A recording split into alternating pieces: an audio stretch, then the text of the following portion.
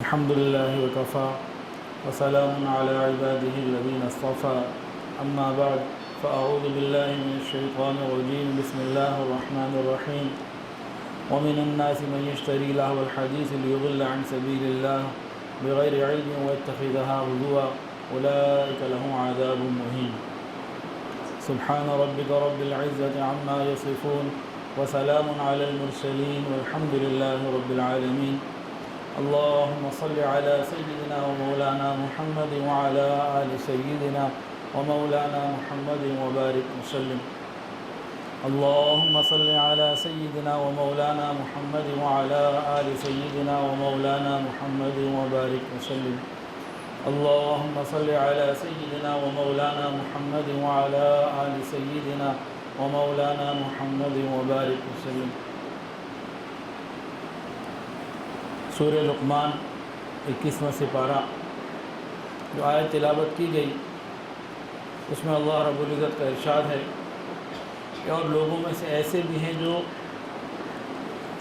میں ایسے لوگ بھی ہیں جو خریدار ہیں کھیل کی باتوں کے تاکہ بہکائیں بغیر سمجھے اللہ کی راہ سے اور ٹھہرائیں اس کو ہنسی مذاق یہ وہ لوگ ہیں جن کو ذلت کا عذاب ہوگا۔ لہو الحدیث تفسیر روح المعانی میں لہو الحدیث ہر اس چیز کو لکھا، ہر وہ چیز جو اللہ رب العزت کی عبادت سے اللہ کی یاد سے انسان کو غافل کر دے وہ لہو الحدیث ہے۔ تفسیر روح المعانی میں یہ بات لکھی، لیکن صحابی رسول، عاشق رسول، مفسر قرآن جنہوں نے نبی علیہ السلام کے ساتھ تقریباً 23 سال گزارے، سابقون الاولون میں سے ہوئے، چھٹے نمبر پر مسلمان ہوئے، نبی علیہ السلام کے ساتھی، سفر کے ساتھی، حضر کے ساتھی، قرآن کی ایک ایک آیت کو سمجھنے والے، ایک ایک حرف کو سمجھنے والے، ان سے جب پوچھا گیا، حضرت عبداللہ ابن مسعود رضی اللہ تعالی عنہ سے جب پوچھا گیا کہ لہو الحدیث کیا ہے، انہوں نے قسم کھا کے فرمایا، 3 مرتبہ قسم کھا کے فرمایا کہ اللہ کی قسم اس سے مراد گانا اور راگ رگنیاں ہیں، اللہ کی قسم اس سے مراد گانا اور راگ رگنیاں ہیں، اللہ کی قسم اس سے مراد گانا اور اس سے جو متعلقات چیزیں ہیں۔ 3 مرتبہ ایک صحابی رسول جن کا علمی مرتبہ تمام صحابہ میں بہت اونچا ہے کہ لہو الحدیث سے مراد یہ موسیقی ہے، میوزک ہے، گانا بجانا ہے، اور یہ جو اس کے آلات ہیں یہ سب چیزیں ہیں۔ موسیقی کے بارے میں آج انشاءاللہ بات ہے، تو سب سے پہلے ہم چند احادیث پڑھتے ہیں اور اس کے بعد آج کل موسیقی کو کہاں کہاں اور کیسے کیسے استعمال کیا جا رہا ہے اس کے بارے میں تھوڑی سی ایک ریسرچ اور تھوڑی سی بات پیش کی جائے گی۔ پھر ہم یہ غور کریں کہ آخر ہم نے کیا کرنا ہے، موسیقی سننی ہے کہ نہیں سننی، اور اپنی اولادوں کے لیے کیا کرنا ہے۔ خدا کے لیے ہم اپنی اولادوں کو ہی موسیقی سے دور کرنے والے بن جائیں تو اس پورے بیان کو توجہ کے ساتھ سننے کی ضرورت ہے۔ حیات سیریز چل رہی ہے، اس کے چند بیانات ہو چکے ہیں، ایک آج ہے، تو یہ موسیقی اس کا عنوان ہے۔ حضرت ابو امامہ رضی اللہ تعالیٰ عنہ سے روایت ہے کہ نبی کریم صلی اللہ علیہ وسلم نے گانا گانے والی لونڈیوں کے خریدنے، بیچنے اور ان کو گانا بجانے کی تعلیم دینے سے منع کیا، اور پھر فرمایا کہ ان کی قیمت کھانا یعنی ان کی کمائی کھانا حرام ہے، اور پھر یہی آیت تلاوت فرمائی سورہ لقمان کی۔ اس حدیث کو دیکھیں، کیا آج ہمارے بچے بچیاں اسکول کالجز میں موسیقی کی تعلیم حاصل نہیں کر رہے؟ کیا ہمارے نوجوان لڑکے لڑکیاں اسنیپ چیٹ، اسنیپ ویڈیو، ٹک ٹاک اور مختلف طریقوں سے گانے کے ذریعے، میوزک کے ذریعے، بے حیائی کے ذریعے پیسے نہیں کما رہے؟ ایک ایک روپیہ جو اس سے مل رہا ہے وہ شریعت کے مطابق حرام ہے، اس میں کوئی حلال کی گنجائش نہیں۔ دوسری حدیث سنیے، عبد الرحمن بن عوف رضی اللہ تعالیٰ عنہ فرماتے ہیں کہ نبی علیہ السلام نے 2 آوازوں سے منع کیا، ایک موسیقی نغمہ کی آواز اور دوسری نوحہ کی آواز۔ نبی علیہ السلام نے 2 آوازوں سے منع کیا، موسیقی سے اور نوحہ کرنے سے۔ شیطان نے کیا کیا؟ انہی دونوں میں ہمیں مبتلا کر دیا۔ مسلمان کا کام کیا ہے کہ جب خوشی ملے تو اللہ کا شکر ادا کرے، غم آئے تو اللہ ہی کی طرف متوجہ ہو، یہ مسلمان کا کام ہے، صبر کرے۔ شیطان نے کیا کیا کہ خوشی کے وقت اس کو گانے بجانے میں، موسیقی میں اور ان چیزوں میں لگا دیا جو گناہیں اللہ سے دور کر دیتی ہیں، اور غم کے وقت نوحہ کرنا، بین کرنا، رونے دھونے پہ لگا دیا، حالانکہ یہ دونوں آوازیں اللہ رب العزت کو ناپسند ہیں اور مسلمانوں کے لیے چھوڑنے والی ہیں، لیکن ہم اس کو اختیار کر چکے ہیں۔ تیسری حدیث بھی سنیے اور دل کے کانوں سے سنیے۔ نبی علیہ السلام نے ارشاد فرمایا، جو شخص گانا گانے والی کا گانا سنے مجلس میں بیٹھ کر، جو شخص کسی گانا گانے والی کا گانا مجلس میں بیٹھ کر سنے گا، قیامت کے دن اس کے کانوں میں پگھلا ہوا سیسا ڈالا جائے گا۔ کیا فرمایا نبی علیہ السلام نے؟ کہ جو شخص کسی مجلس میں بیٹھ کر گانا گانے والی کا گانا سنے گا، قیامت کے دن اس کے کانوں میں سیسا پگھلایا جائے گا۔ کئی سالوں سے پریکٹس چل رہی ہے کہ کمپنیوں میں باقاعدہ اب ویڈیو کانفرنس ہوتی ہیں، ویڈیو جو ہے نا، ویڈیو کے ذریعے مجلسیں ہوتی ہیں، مشاورت ہوتی ہے اور بہت کچھ ہوتا ہے۔ کچھ دن پہلے ڈالرز نے اپنے ڈیلر کو بلایا ہوا تھا، تو میں بھی گیا کیونکہ ہم ان کا مال سیل کرتے ہیں۔ تو وہاں ڈالرز کو بھی ایک ترک کمپنی خرید چکی ہے، یہ کئی کو 1.5 سال ہو گئے، یہ کووڈ سے پہلے کی بات ہے۔ تو وہاں کیا ہوا کہ جو یہاں کے مقامی لوگ تھے انہوں نے اپنی اپنی تو ساری باتیں کی اور کہا کہ جی جو ہماری کمپنی کے آنر ہیں یہ ویڈیو لنک کے ذریعے آپ سب سے کچھ بات کرنا چاہتے ہیں۔ تو اس مجلس میں شرکت ہوئی۔ اس کے علاوہ حکومتی سطح پر اور کمپنیز کے اندر باقاعدہ اب یہ چیز شروع ہو چکی ہے کہ ویڈیو لنک کے ذریعے یہ سب بیٹھ جاتے ہیں اور باقاعدہ کیا کہتے ہیں مجالس منعقد ہوتی ہیں، اور اس کو باقاعدہ اس مجلس کا درجہ دیا جاتا ہے، اس کو مشاورت کا درجہ دیا جاتا ہے، اس کو ہلکا نہیں لیا جاتا، اس کو پورا پورا قبول کیا جاتا ہے، اس کی مکمل اہمیت ہوتی ہے۔ اب نبی علیہ السلام کی بات کو دوبارہ سنیں، اس بات کو بھی ذہن میں رکھیں، اس بات کو ذہن میں رکھتے ہوئے نبی علیہ السلام کی بات سنیں۔ فرمایا جس نے گانا گانے والی کا گانا مجلس میں بیٹھ کر سنا، قیامت کے دن اس کے کانوں میں سیسا پگھلا کے ڈالا جائے گا۔ اب جو اسکرین کے اوپر گانا گانے والی کا گانا سنتے ہیں، تو یہ مجلس ہو گئی کہ نہیں ہو گئی؟ اب وہ اسکرین ٹی وی کی ہو، وہ موبائل کی ہو، وہ ٹیبلٹ کی ہو، وہ لیپ ٹاپ کی ہو، وہ کسی بھی طرح کی اسکرین ہو، جب اسکرین کے اوپر معاملہ آ گیا اور ہم نے کہیں بھی بیٹھ کے سنا، یہ ایک اعتبار سے ہمارے معاشرے میں مجلس طے کی گئی، سمجھی جاتی ہے، تو ہم نے جب اسکرین کے اوپر کسی گانا گانے والی کا گانا سنا تو تیار ہو جائیں کہ قیامت کے دن انہی کانوں میں جہاں آج گانے کی آواز گئی ہے سیسا پگھلا کے ڈالا جائے گا اگر توبہ نہ کی۔ ایک اور حدیث سنیے، حضرت عبداللہ ابن مسعود رضی اللہ تعالیٰ عنہ سے روایت ہے، نبی علیہ السلام نے ارشاد فرمایا، موسیقی دل میں زنا کے خیال کو ایسے پیدا کرتی ہے جیسے پانی سبزے کو پیدا کرتا ہے۔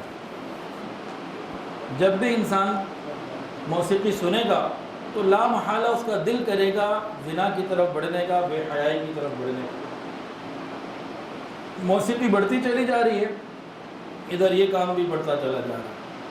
سچے خدا کے، سچے پیغمبر کی سچی تعلیمات۔ اور ایک حدیث کے اندر آتا ہے کہ موسیقی سے نفاق پیدا ہوتا ہے، منافقت پیدا ہوتی ہے۔ نفاق کا کیا مطلب ہے؟ کوئی کہہ دے جی نفاق منافق تو وہ ہے جو زبان سے کہے کہ میں مسلمان ہوں، دل سے کہے کہ میں مسلمان نہیں ہوں۔ جی وہ اعتقادی منافق ہے، عملاً منافق کی حدیث میں تفصیلات موجود۔ نبی علیہ السلام نے فرمایا کہ منافق کی 3 نشانیاں ہیں، آیت المنافق ثلاث، اور کما قال علیہ الصلوۃ والسلام۔ پہلی بات کیا؟ ایک بات یہ بتائی کہ جب بولے گا تو جھوٹ بولے گا، وعدہ کرے گا تو وعدہ خلافی کرے گا، اس کے بعد امانت رکھوا دی جائے تو امانت میں خیانت کرے گا۔ یہ 3 باتیں نبی علیہ السلام نے لاؤڈ اینڈ کلیئر کھول کے بتا دی، یہ منافق کی نشانیاں ہیں۔ بات کرے تو جھوٹ بولے، وعدہ کرے تو وعدہ خلافی کرے، اور امانت کے اندر خیانت کرے۔ یہ منافق کی 3 واضح نشانیاں ہیں۔ اور ادھر فرمایا کہ موسیقی سے زنا کی خواہش پیدا ہوتی ہے، ایک جگہ فرمایا موسیقی سے نفاق پیدا ہوتا ہے۔ ان دونوں باتوں کو سامنے رکھیں اور معاشرے کے اکثر طبقات کو آپ دیکھ لیجئے کہ بے حیائی کے اندر بھی آگے بڑھ گئے، اور اکثر طبقات کو آپ دیکھ لیجئے یہ منافقین والی تینوں صفات ہمارے معاشرے میں موجود ہیں۔ اگر نہیں ہے تو مجھے بتائیے، میں اپنی اصلاح کر لیتا ہوں۔ آپ لوگ بیٹھے ہیں مگر ہم نہیں، اکثریت کو دیکھ لیجئے، ہمارے معاشرے کی، اسلامی ملک میں رہتے ہوئے ہمارے معاشرے کی غالب اکثریت ان تینوں باتوں میں ملوث ہے، مبتلا ہو چکی ہے، جس کو منافق کی نشانیاں رسول اللہ صلی اللہ علیہ وسلم نے بتائی۔ اب ایک اور بات کو غور میں لائیے، وہ کیا؟ فرمایا کہ موسیقی سے نفاق پیدا ہوتا ہے۔ اب موسیقی بڑھتی چلی جا رہی ہے تو نفاق بھی بڑھتا چلا جا رہا ہے، زنا بھی بڑھتا چلا جا رہا ہے۔ دیکھیں، اگر کوئی ڈاکٹر یہ بتا دے کہ جی فلانی چیز کھانے سے فلاں بیماری پیدا ہو جائے گی، اور کوئی شخص اس چیز کو کھائے اور بیمار ہو جائے تو کیا کہا جائے گا؟ کہ بھئی دیکھو ڈاکٹر نے تو پہلے ہی بتا دیا تھا، اور اس کو وہی سمجھا جائے گا کہ اس نے ڈاکٹر کی بات پر چونکہ عمل نہیں کیا اس لیے مبتلا ہوا۔ تو ہم نبی علیہ الصلوۃ والسلام کی باتوں کو سمجھیں، ان باتوں کو توجہ کے ساتھ سننے اور سمجھنے کی ضرورت ہے۔ نبی علیہ الصلوۃ والسلام ایک دفعہ جا رہے تھے تو چرواہے کی بانسری کی آواز آپ نے سنی تو آپ نے دونوں انگلیاں کانوں میں دے دی۔ بانسری یہ کون سا انسٹرومنٹ ہے جو سب سے کم درجے کا ہے؟ آج جو انسٹرومنٹ موجود ہیں میوزیکل، وہ بانسری سے بہت آگے ہیں، صرف آگے نہیں ہیں، بہت آگے ہیں۔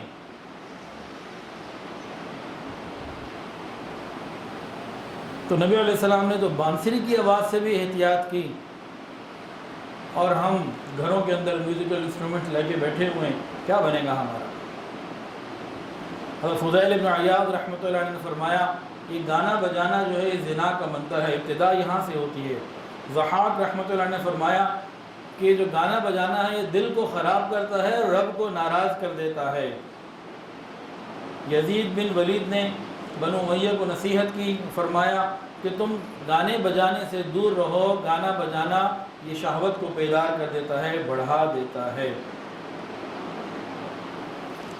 ایک اور حدیث بھی سنیے دلوں کو تھامتے ہوئے۔ اس حدیث میں نبی علیہ السلام نے کن لوگوں کا ذکر کیا؟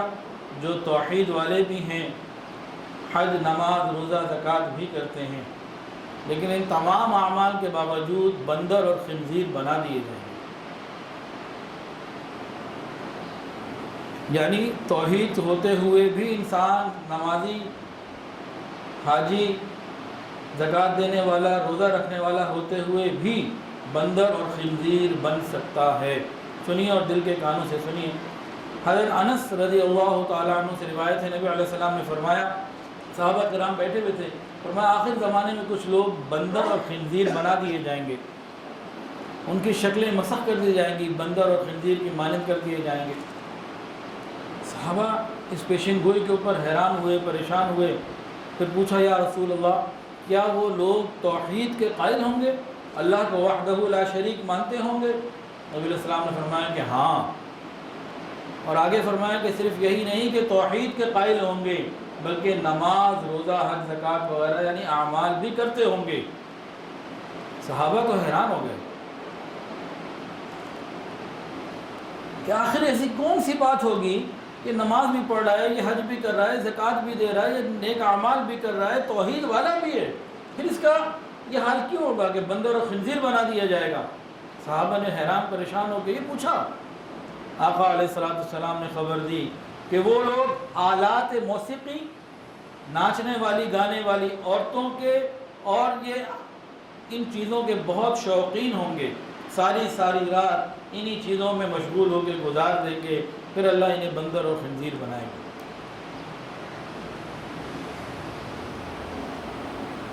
ہو سکتا ہے ہم میں سے کوئی اٹھ کے کہہ دے جی کہ باقی باتیں تو سمجھ میں آ رہی ہیں، لیکن نہ آج تک ہم نے کسی کو بندر کے روپ میں دیکھا، نہ خنزیر کے روپ میں دیکھا۔ تو اس میں پہلی بات تو یہ سمجھ لیجئے، رسول اللہ صلی اللہ علیہ وسلم کی زبان سے نکلی ہوئی ہر بات سچ ہے۔ ہماری آنکھ کا دیکھا غلط ہو سکتا ہے، رسول اللہ صلی اللہ علیہ وسلم کی مبارک زبان سے نکلا ہوا حرف غلط نہیں ہو سکتا۔ تو ایسا پریکٹیکلی ہوا بھی ہے اور آگے ہو بھی سکتا ہے اور ہوگا، محسوس ہوتا ہے، اللہ عافیت میں رکھے۔ لیکن جو ہمیں نظر آ جائے گا اس بات کو سمجھنے کے بعد، وہ کیا ہے؟ دو جانوروں کے نام لیے، ایک بندر اور ایک خنزیر۔ کتے کا نام بھی تو لیا جا سکتا تھا، اور بھی کسی گدھ کا نام لیا جا سکتا تھا، بندر اور خنزیر ہی کا کیوں لیا؟ کوئی تو حکمت ہوگی نا اس میں۔ تو جو محققین ہیں انہوں نے فرمایا کہ بندر کا کام ہے نقالی کرنا، دوسروں کو جو دیکھتا ہے ویسے کرتا ہے، یعنی ایکٹنگ، ایکٹر نہیں ہوتا، بندر کا کام ہے ایکٹنگ کرنا۔ اور خنزیر یہ انتہائی بے غیرت، بے حیا اور دیوس قسم کا جانور ہے کہ اس کی بیوی کے پاس، اس کی عورتوں کے پاس، مادہ یہ خنزیر کے پاس کوئی بھی آئے اسے کوئی پرواہ نہیں، سب کے لیے دروازہ کھلا رہتا ہے۔ تو یہ دو چیزیں ان دونوں جانوروں میں موجود ہیں۔ اور آپ دیکھ لیجئے آج اپنے ہی معاشرے میں ہم دیکھ سکتے ہیں کہ جو لوگ گانے بجانے کے رسیا ہیں، موسیقی کے اندر ڈوبے ہوئے ہیں، اور ان کا تعلق گلوکاروں سے، فنکاروں سے اور ایسے لوگوں کے ساتھ آنا جانا کثرت سے ہے، اور وہ طبقہ جو خود ان چیزوں کے اندر ملوث ہے، ایک تو یہ ایکٹنگ کے اندر بہت ماہر ہوگا، یعنی بندر کی صفات، اور دوسرا ان لوگوں کو اور ان کے ساتھ آنے جانے والے، رابطہ رکھنے والے لوگوں کے اندر یہ بات خنزیر والی جو دیوس کی ہے وہ موجود ہوگی کہ ان کی محرم عورتوں کے پاس کوئی آئے جائے انہیں کوئی پرواہ نہیں، ان کی بیویوں کے پاس کوئی آئے جائے کوئی پرواہ نہیں۔ بلکہ اب تو ہمارے ملک کے پاکستان میں یہ بھی شروع ہو چکا کہ بے حیائی کا اور بے غیرتی کا وہ دن جو دنیا میں منایا جاتا ہے جس میں لوگ اپنی بیویاں ایک دوسرے کے ساتھ تبدیل کرتے ہیں، وہ یہاں بھی شروع ہو چکا ہے۔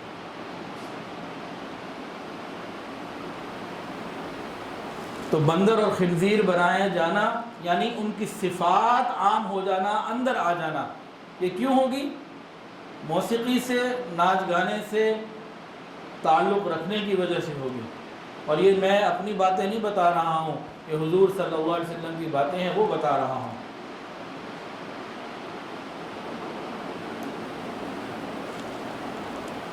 گانا بجانے کے اثرات برے ہی برے ہیں، کوئی اس میں خیر کی بات نہیں ہے۔ اور کفر نے،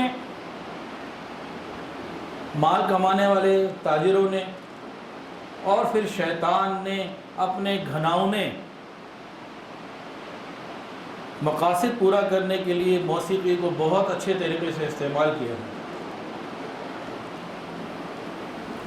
ایک زمانہ تھا کہ جب موسیقی فقط خوش طبعی کے لیے، وقت گزارنے کے لیے سنی جاتی تھی، یا غم دور کرنے کے لیے، حالات پریشانی ہے تو دور، بس اتنا ہی اس کا درجہ تھا۔ اس وقت بھی نبی علیہ السلام نے اس کو منع کیا۔ وہ ساری کیفیات میں بھی یہ حرام تھی، ہے اور رہے گی،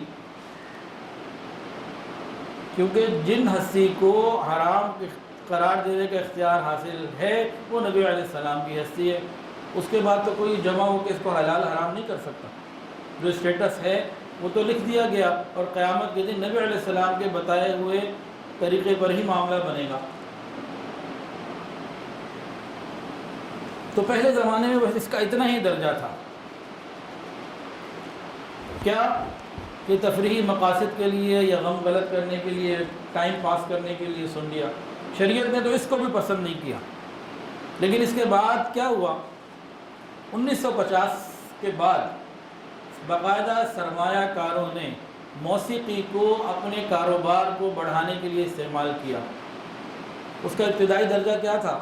بھئی جو گلوکار یا کوئی ایکٹر یا کوئی اس طرح کا شخص مشہور ہو جاتا، اس کو اپنی چیز کھلاتے یا پلاتے، مجھے وہ پی رہا جی، تو لوگوں کے اندر اس آئٹم کی پبلسٹی ہو جاتی، وہ سیل بڑھتی۔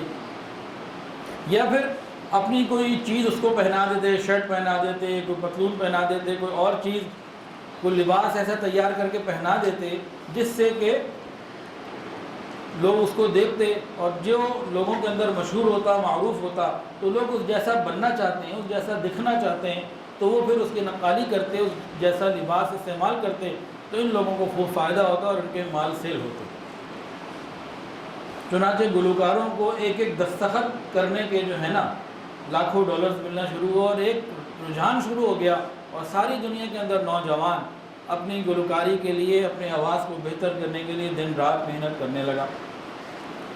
پھر 1985 کے بعد ایک اور نیا رخ آیا، جب موسیقی نے اپنے بہت برے اثرات اس کے اوپر مرتب کیے۔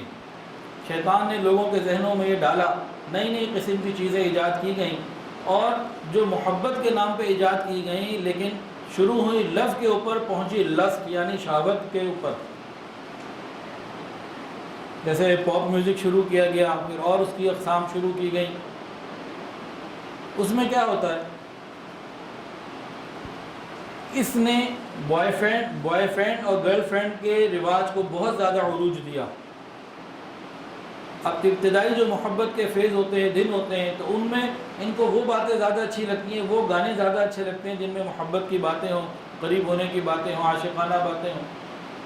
اور پھر جب آپس میں محبتیں ہوتی تو یہ حرام ہے، بیماری ہے، اس سے بھی نفرتیں، لڑائیاں اور خرابیاں وجود میں آتی ہیں، دوریاں وجود میں آتی ہیں۔ پھر ان لوگوں کو وہ گانے پسند آتے ہیں جس میں بے وفائی، محبوب کے ساتھ جو ہے وہ جدائی اور غمگین چیزیں ان کو پسند ہوں۔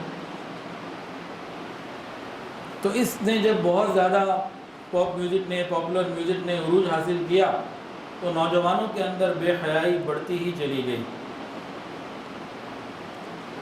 اس بے حیائی کے بڑھنے کی وجہ سے فرنگی ماحول میں بن بیائی مائیں، وہ مائیں جن کی شادی نہیں ہوئی اور ماں بن گئی، ان کی ایک بہت بڑی تعداد وجود میں آئی، جو 100 سال پہلے وہاں بھی نہیں تھی۔ اور 9 اور 10 سال کی عمر میں بھی مائیں آنے لگیں۔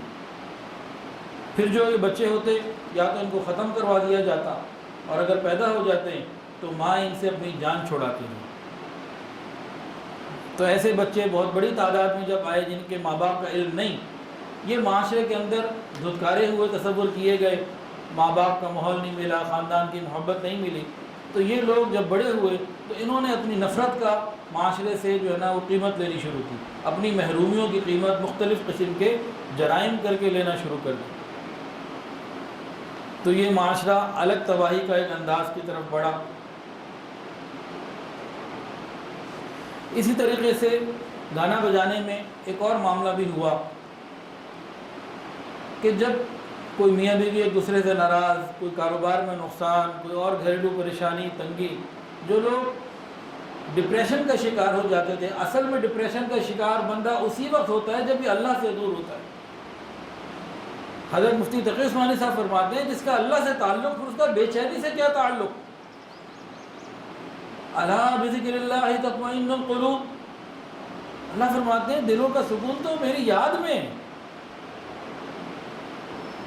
جو بے سکونی کی زندگی، ڈپریشن کی دوائیاں جو لے رہے ہیں نا، آپ دیکھیں گے عمومی طور پر یہی نکلے گا کہ وہ اللہ سے دور ہے۔ جس کا اللہ سے تعلق، اس کا پھر بے چینی سے تعلق نہیں ہونا چاہیے۔ جس کی دوستی اللہ سے ہو وہ ہر حال میں بڑا پر امید رہتا ہے۔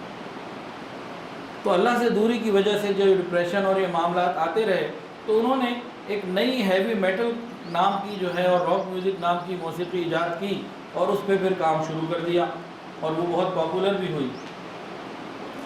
پھر یہ کچھ ایسے مقاصد تھے جو ایک عام ذہن، کاروباری ذہن اور عام ذہن کے تھے، لیکن پھر اس موسیقی نے شیطانی رخ بھی اختیار کیا۔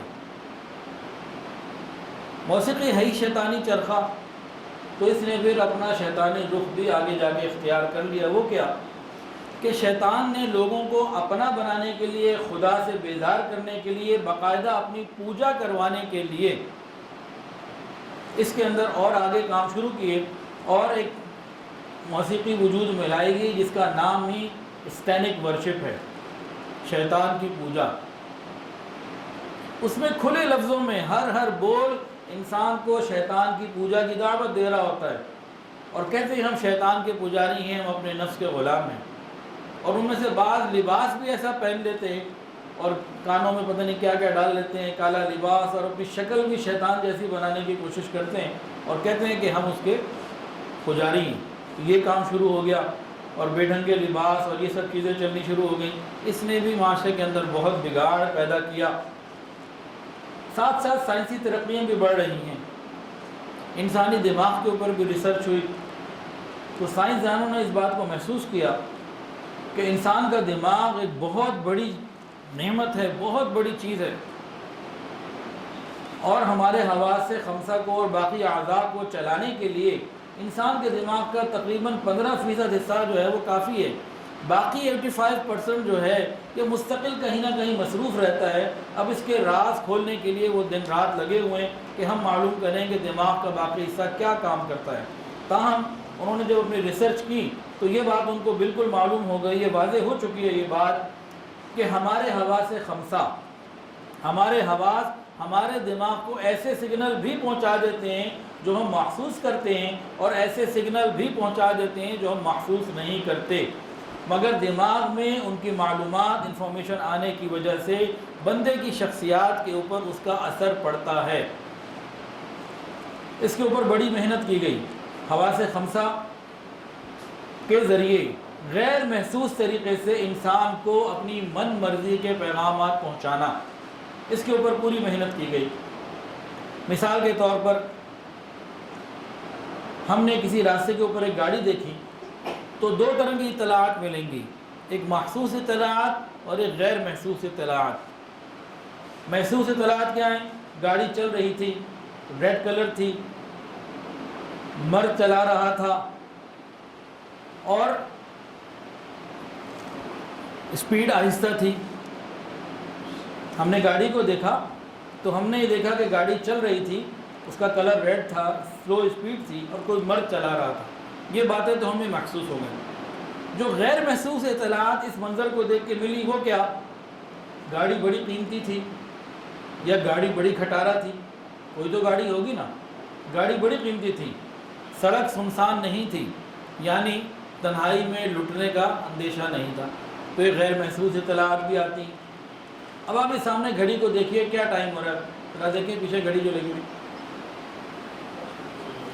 ٹھیک ہے 6:11 ہو رہے ہیں۔ اب محسوس اطلاعات کیا ہیں کہ آپ نے گھڑی کو دیکھا، ٹائم دیکھا، بات مکمل ہو گئی، لیکن صرف اس ایک نظر کے ڈالنے سے آپ کے دماغ نے، میرے دماغ نے بہت ساری غیر محسوس چیزیں بھی اپنے اندر لے لی۔ مثلا یہ گھڑی گول نہیں ہے، یہ چورس ہے، یہ ڈیجیٹل نہیں ہے، اینالاگ ہے، یہ ذرا ہائٹ پہ لگی ہوئی ہے، یہ دو دروازوں کے درمیان ہے۔ تو یہ اطلاعات جو میں نے آپ کو بتائی ہیں، یہ آپ کو ملی ہے کہ نہیں ملی ہے؟ غلط بتا رہا ہوں، ملی ہے نا؟ اب اس کا اثر بھی آئے گا۔ اب آپ سب سے پوچھا جائے کہ آپ نے اس گھڑی کو دیکھا، اس کے بعد کئی سوالات سب سے پوچھے جائیں تو کئی لوگوں کی رائے مختلف ہوں گی۔ مثلا کوئی کہے گا گھڑی کو اس دیوار پہ نہیں ہونا چاہیے، ہمیں گردن زیادہ گھمانی پڑی، تو آپ نے غلط لگائی ہے، اس کو اس دیوار پہ لگائیں، اثر آیا کہ نہیں آیا؟ اور یہ آپ نے لگائی ہے اینالاگ، اب تو ڈیجیٹل زمانہ ہے تو ڈیجیٹل ہو، جس کے نیچے یہ بھی ہو کہ وقت کب مکمل ہو رہا ہے، ایک رائے یہ بھی آ سکتی ہے۔ اور یہ جو لگائی ہے ذرا سی ٹیڑھی کیوں ہو گئی، اس کو ذرا سیدھی بھی کروا دیں۔ اور اس طرح کی کئی چیزیں مشورے میں آ سکتی ہیں۔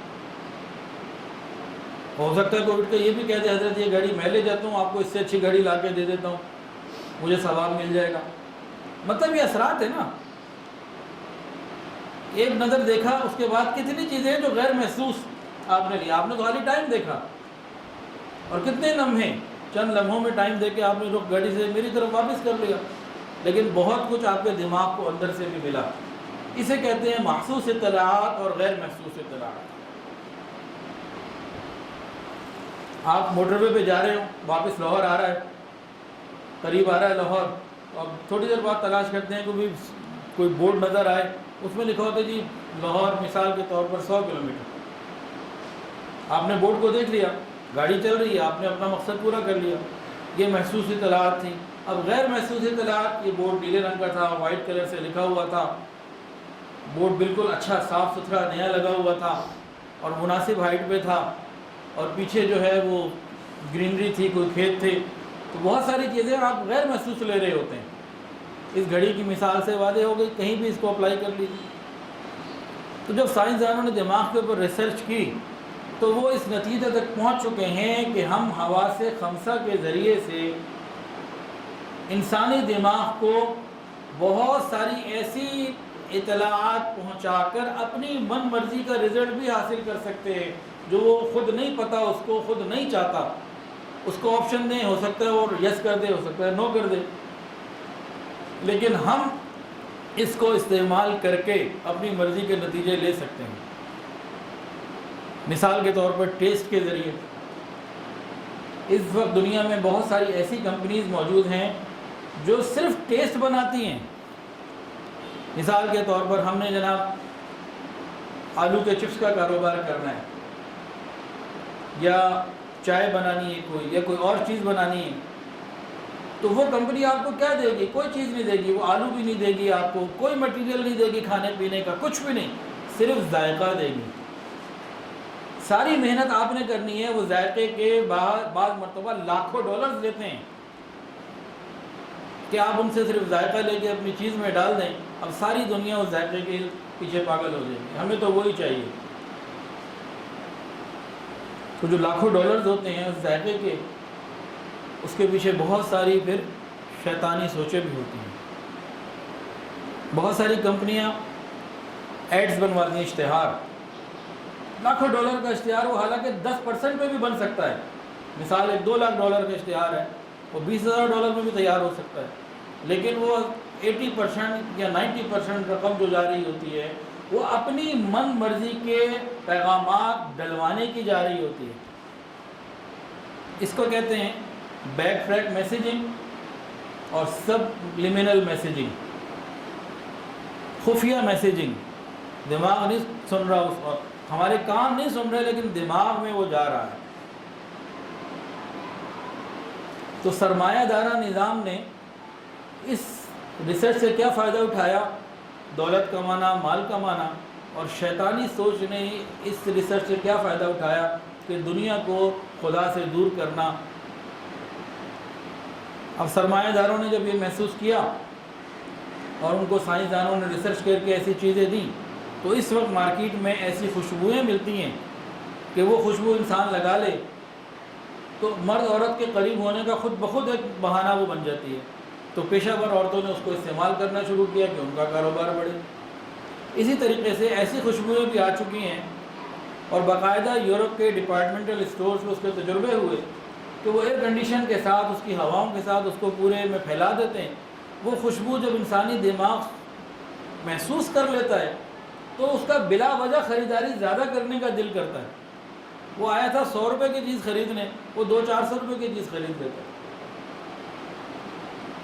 تو اس خوشبو کی وجہ سے اس کے دماغ کو اپنی مرضی سے کی مطابق لے آنا، اس پہ کام ہو چکا۔ چنانچہ جب یہ تحقیق سامنے آ گئی تو سرمایہ داروں نے اس کے اوپر بھرپور استعمال کیا، اور انہوں نے یونیورسٹی کو، بہت ساری ایسی یونیورسٹیز ہیں، ان کو ریسرچ کے لیے لاکھوں ڈالر دیے، بڑی بڑی رقم دی، تاکہ ہم گاہک کو اپنا مال خریدنے کے لیے کیسے متوجہ کریں۔ اور سائنسدانوں نے محنت کر کے حواس خمسہ کے ذریعے انسانی دماغ کو من مرضی کی اطلاعات غیر محسوس طریقے سے پہنچانے کے سارے راستے جاتے ہیں، اور ہم اس کا اب شکار ہو رہے ہیں۔ یہ جو اشتہار ہوتے ہیں نا، پہلے تو یہ تھے اشتہار، یعنی اشتہار بازی، اب یہ ہو گئی ہے شکار بازی، اور باقاعدہ اس چیز کو قانونی حیثیت بھی دی گئی کہ جب اسکرین کے اوپر مختلف اشتہارات دیے جاتے ہیں تو اس کے اندر ایک پیغام جو میوزک کے اندر شامل کیا جاتا ہے اس کو کہتے ہیں جنگل، JINGLE، جنگل میوزک اس کے اندر ایک موجود ہوتا ہے، جنگل شامل کر دیا جاتا ہے۔ وہ کیا ہوتا ہے، انسان کے دماغ میں جا کے اٹک جاتا ہے۔ جب انسان چیز خریدنے بازار جاتا ہے اور وہی چیز خریدے تو وہ کلیئر ہو جاتا ہے، ورنہ وہ اٹکا رہتا ہے۔ مثال کے طور پر بچے نے کوئی ایڈ دیکھ لیا کہ جی فلانا چپس یا فلانی چیز، فلانی، اس کو کوئی جوس کی چیز پسند آ گئی، جوس پسند آ گیا، کہتے ہیں مجھے یہی لینا ہے۔ اب والد کہہ رہے ہیں بیٹا میں اس سے اچھا تمہیں دلواتا ہوں، وہ اس سے قیمتی بھی ہے، اچھا بھی ہے، نہیں مجھے تو وہی لینا ہے۔ اور جیسے ہی اس نے وہ لیا اس کا دماغ مطمئن ہو گیا، چاہے اس کے بعد انہوں نے پھینک ہی دیا، نے کھایا ہی نہیں۔ تو یہ اشتہار بازی نہیں ہے، یہ شکار بازی ہے، اور اس کو قانونی حیثیت بھی دی جا چکی۔ تو سرمایہ دار دماغ تھا نا، لیکن جو شیطانی دماغ ہے اس نے بھی اس کو پھر بھرپور طریقے سے استعمال کیا، اور یعنی فحاشی پھیلانے کے لیے موسیقی سے خوب کام لیا گیا، بہت زیادہ کام لیا گیا۔ انہیں یہ معلوم ہے کہ جو گانا مشہور ہو جائے گا وہ لوگ درجنوں دفعہ نہیں، سینکڑوں دفعہ نہیں، بلکہ ہزاروں دفعہ بھی سنیں گے، لہذا جو گانا ہزاروں دفعہ سنا جائے گا وہ شیطانی پیغام ان کے دماغ تک بغیر سنے پہنچ جائے گا۔ اسے کہتے ہیں back track messaging, subliminal messaging, کہ خفیہ پیغام ہوتا ہے جو ہمارے دماغ میں جا رہا ہوتا ہے۔ اب وہ کون سے پیغام ہیں؟ جو گانا مشہور ہو جائے گا نا، اس کے اندر وہ کیا کریں گے، ایک خفیہ میسیج ڈال دیں گے جس میں ایک میسیج ہوگا ورشپ دا ڈیول، شیطان کی عبادت کرو، اللہ سے بیداری کرنے کی طرف لے جانا۔ اسی طرح ایک میسیج کل یور موم، اپنی ماں کو قتل کرو۔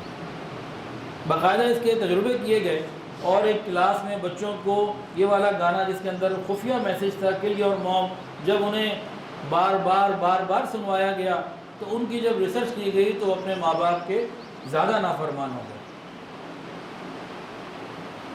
اسی طریقے سے ہم جنس پرستی کو، جو ایک زمانے میں وہاں بھی کفر کے اندر بھی بری سمجھی جاتی تھی، آج تو قانونی حیثیت مل گئی، ڈاکٹر بھی کافی ڈاکٹر اس کے نقصانات بتاتے تھے، آج وہ بھی چپ ہے کہ میوزک کے ذریعے اندر ایسے پیغامات ڈال دیے گئے کہ ہم جنس پرستی ٹھیک ہے، گائز لائف اسٹائل، کہ خفیہ پیغام اندر ڈالا گیا جس نے وقت کے ساتھ ساتھ اس کو پورے معاشرے کے اندر عام کر دیا، اور وہ ایک چیز جو انتہائی بری اور ناقابل برداشت تھی وہ قابل برداشت ہو گئی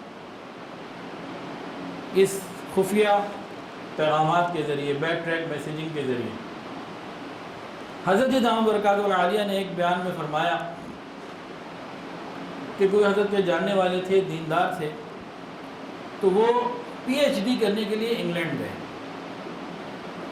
پی ایچ ڈی کرنے کے لیے کوئی پرائمری اسکول کا بچہ تو نہیں جاتا، سمجھدار پڑھا لکھا باشعور آدمی ہوتا ہے۔ تو انہوں نے بتایا حضرت کو کہ اس پی ایچ ڈی کرنے کے لیے ساری دنیا سے اس کلاس میں 300 لوگ موجود تھے، 300 اسٹوڈنٹس تھے جو دنیا کے مختلف ممالک سے آئے ہوئے تھے، اور وہ پی ایچ ڈی کر رہے تھے۔ کہنے لگے کہ وہاں ایک دن پروفیسر نے ہمیں میڈونا کا ایک مشہور گانا سنایا، اور 300 لوگوں سے گانا سنانے کے بعد سوال پوچھا کہ کیا آپ کو اس گانے میں کوئی خفیہ پیغام ملا؟ تو 300 لوگوں نے یکسر کہا ہمیں کوئی خفیہ پیغام اس میں نہیں ملا۔ اس نے کہا ہے، ملا ہے، اور آپ کے دماغوں نے سنا ہے۔ تو 300 لوگ جو پی ایچ ڈی کرنے آئے ہوئے تھے، دنیا کے بہترین دماغ سے، دنیاوی اعتبار سے پوری سمجھ بوجھ رکھنے والے تھے، کوئی کے جی کے بچے نہیں تھے، سب نے انکار کیا کہ نہیں، ہم نے ایسا کچھ نہیں سنا۔ اس نے کہا آپ نے سنا ہے۔ پھر پروفیسر نے اپنی بات کو ثابت کرنے کے لیے کیا کیا، اس نے وہ گانا دوبارہ چلایا اور اس کی فریکوینسی کو توڑنا شروع کیا، توڑتے توڑتے کم کرتے کرتے کرتے ایک ایسی فریکوینسی کی اسٹیج آ گئی کہ جب سر اور تال تو ٹوٹ گئے، لیکن اندر سے آواز آ رہی تھی، او اسٹین او اسٹین، اے شیطان اے شیطان، جیسے کہتے ہیں نا یا اللہ یا اللہ۔ تو جب ان 300 لوگوں نے وہ بات سنی اور وہ اندر سے خفیہ پیغام اس خاص فریکوینسی پہ جا کے جب سنا تو سارے کے سارے حیران رہ گئے۔ حضرت نے فرمایا کہ اس پروفیسر نے پھر یہ بھی بتایا کہ اس وقت دنیا کی حکومتیں جو ہیں رائے عامہ کو اپنی مرضی کے مطابق کرنے کے لیے اس کا استعمال کر رہی ہیں، اور میوزک کے ذریعے ساری دنیا میں بھیج دیتی ہیں۔ بالخصوص مسلمانوں کو تو اس سے بہت زیادہ شکار کیا جا رہا ہے۔ آج سے 30-40 سال پہلے کہیں کوئی حادثہ ہو جاتا تھا، کسی مسلمان ملک میں کوئی حملہ کر دیتا، یا کوئی سیلاب یا کوئی اور بڑا حادثہ آ جاتا، کوئی تکلیف سے خبریں آ جاتی تھیں، تو ہم مسلمان اپنے گھروں میں ان کا درد محسوس کرتے تھے، اپنی خوشی کی تقریبات کو کینسل کر دیا کرتے تھے، ان کے لیے دعائیں کیا کرتے تھے۔ اور آج ایسی کوئی خبر نشر کی جاتی ہے تو اس سے پہلے میوزک ہوتا ہے، اور اس میوزک کے اندر ایک خفیہ میسیج ہوتا ہے، وہ کیا؟ یہ تو ہوتا ہی رہتا ہے، یہ تو ایک روٹین کی بات ہے، یہ تو ایک کامن سی چیز ہے کہ ہم خبر سے پہلے میوزک، خبر کے بعد میوزک سننے کے بعد ایک دفعہ زبان سے اتنا بھی نہیں کہہ پاتے یا اللہ مسلمانوں کی مدد فرما، یا مرنے والوں کی مغفرت فرما، یا سورہ فاتحہ ہی ان کے لیے کوئی ایصال ثواب، یہ بھی نہیں کہہ پاتے۔ پھر اس پروفیسر نے یہ بتایا کہ اب دنیا کی حکومتوں کو اس بات کی کوئی پرواہ نہیں ہے کہ عام لوگ ہمارے بارے میں کیا کہتے ہیں۔ وہ کہتے ہیں کہ ہم اس ہتھیار کے ذریعے جو لوگ آج ہمیں گالیاں دے رہے ہیں، ایسی محنت کریں گے کہ یہ ہماری تعریفوں کے پل باندھنے لگیں گے۔ تو حواس خمسہ کے ذریعے یہ ساری چیزیں پہنچائی جا رہی ہیں، اور جہاں جہاں میوزک ہے وہاں اس قسم کے نقصانات سب کو پہنچ رہے ہیں۔ ویڈیو گیم میں میوزک، کارٹونز کے اندر میوزک، موسیقی تو ہے ہی میوزک، اور بھی جہاں جہاں میوزک آئے گا تو وہاں اس کے ان نقصانات سے بچنا اب بہت مشکل ہو چکا اور تقریباً ناممکن ہو چکا۔ تو بڑی دلیری کے ساتھ وہ یہ سب کام کر رہے ہیں، اور ہم کیا کر رہے ہیں؟ ہم یہ سننے کی سے پیچھے نہیں ہٹتے۔ تو یہ بات سمجھنی آسان ہو گئی ہے کہ جو شخص موسیقی کا سننے والا ہوگا، گانا سننے کا عادی ہوگا، روز سنے گا اور خوب سنے گا، یہ بہت جلدی دین سے دور ہو جائے گا، یہ علماء سے دور ہو جائے گا، یہ اللہ والوں سے دور ہو جائے گا، نیکی کرنا اس کو مشکل لگے گا، نیک مجالس میں جانا اس کو مصیبت لگے گا، ماں باپ کی خدمت کرنا اس کے لیے مشکل ہو جائے گا، نیک باتوں کا اس کے اوپر اثر ہی نہیں ہوگا، یہ چکنا گھڑے کی مانند بن جائے گا، اور یہ دین پر اگر آنا بھی چاہے تو بے اختیار بے دینی کی طرف چل پڑے گا۔ یہ سب کچھ کیا ہے؟ یہ اس بیک ٹریک میسیجنگ کے سیاہ کارنامے ہیں جو موسیقی کے ذریعے نیک نوجوانوں کو گناہوں کی دلدل میں ڈال دیتے ہیں۔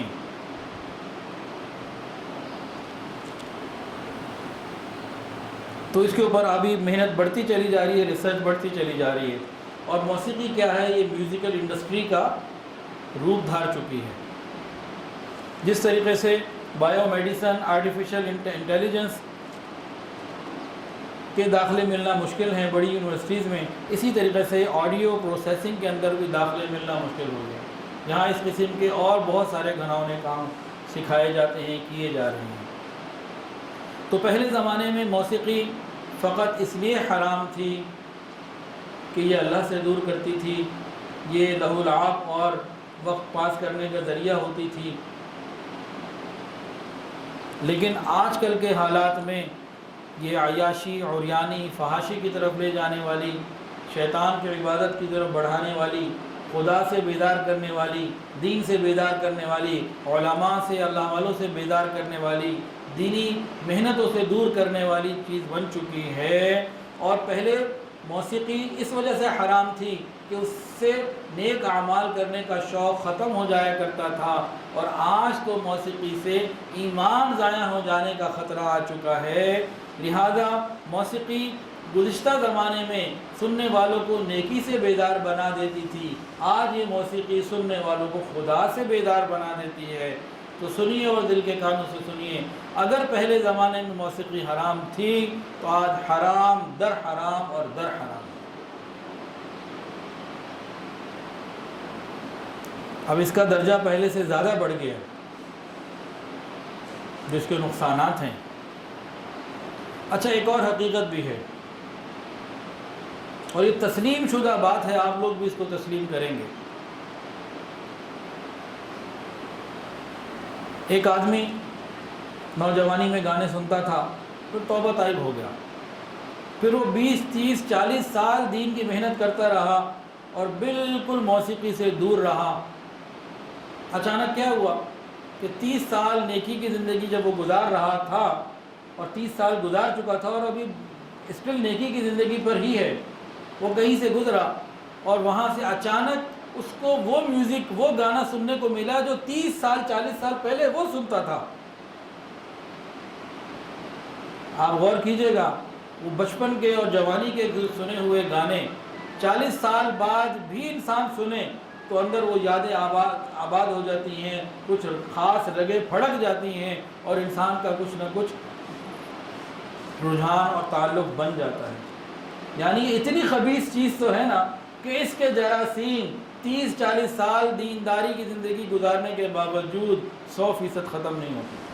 میں یہ نہیں کہہ رہا کہ دوبارہ ادھر برائی کی طرف چلا جائے گا، جتنی بات کہنا مقصود ہے وہ یہ ہے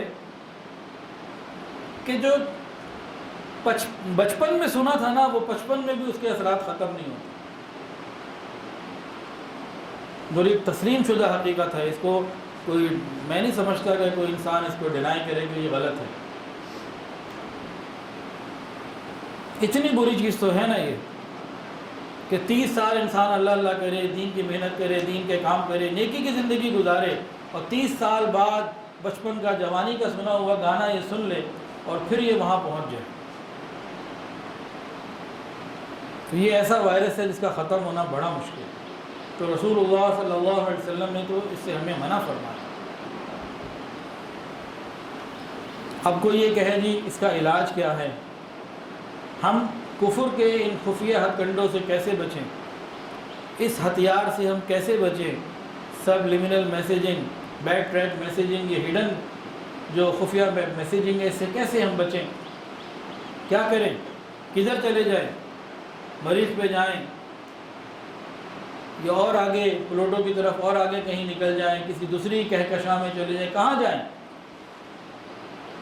کہیں جانے کی ضرورت نہیں۔ رسول اللہ صلی اللہ علیہ وسلم نے پیغام ہمیں دے دیا، اپنے کانوں کو موسیقی سے بچاؤ۔ جب ہم موسیقی سے اپنے آپ کو بچا لیں گے، یہ ساری ان کی محنتیں ہم بچ جائیں گے۔ ہم اپنے آپ کو بچائیں، ہم اپنے کانوں کو موسیقی سے دور کریں۔ اللہ تعالی ہماری حفاظت فرمائے۔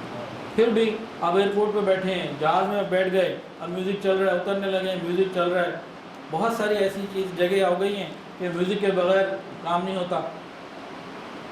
تو اس وقت کیا کریں؟ لا حول ولا قوت الا باللہ پڑھتے رہیں، اللہ کی طرف متوجہ رہیں، کوئی ذکر مراقبہ کر لیں، آخرت کی فکر کر لیں، تاکہ اس کے جو برے اثرات ہیں وہ کچھ کم تو ہوں، ہم فکر مند تو ہوں۔ چند احادیث اور سن لیجئے۔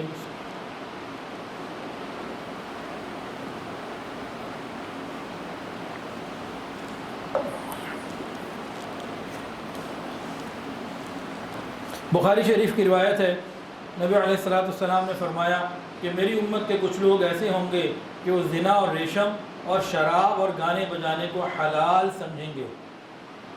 آج کل کے کتنے دانشور ایسے ہیں جو میڈیا کے اوپر آ کے گانے بجانے کو حلال قرار دے رہے ہیں، یعنی نبی علیہ السلام کی پیشن گوئی پوری ہو گئی۔ ابو داؤد اور ابن ماجہ کی روایت، فرمایا کہ میری امت کے کچھ لوگ شراب کو اس کا نام بدل کر پئیں گے، ان کے سامنے گانے بجانے کے آلات ہوں گے، گانے والی عورتیں ہوں گی، اللہ تعالیٰ ان کو زمین میں دھسا دے گا اور بعض کی صورتیں مسخ کر کے بندر اور سور بنا دے گا۔ اس کی کچھ تفصیل ابتدا میں گزر چکی ہے۔ ایک اور حدیث سنیے،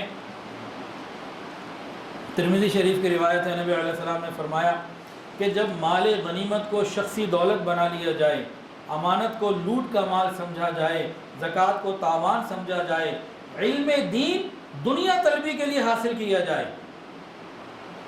علم دین دنیا کے لیے حاصل کیا جائے۔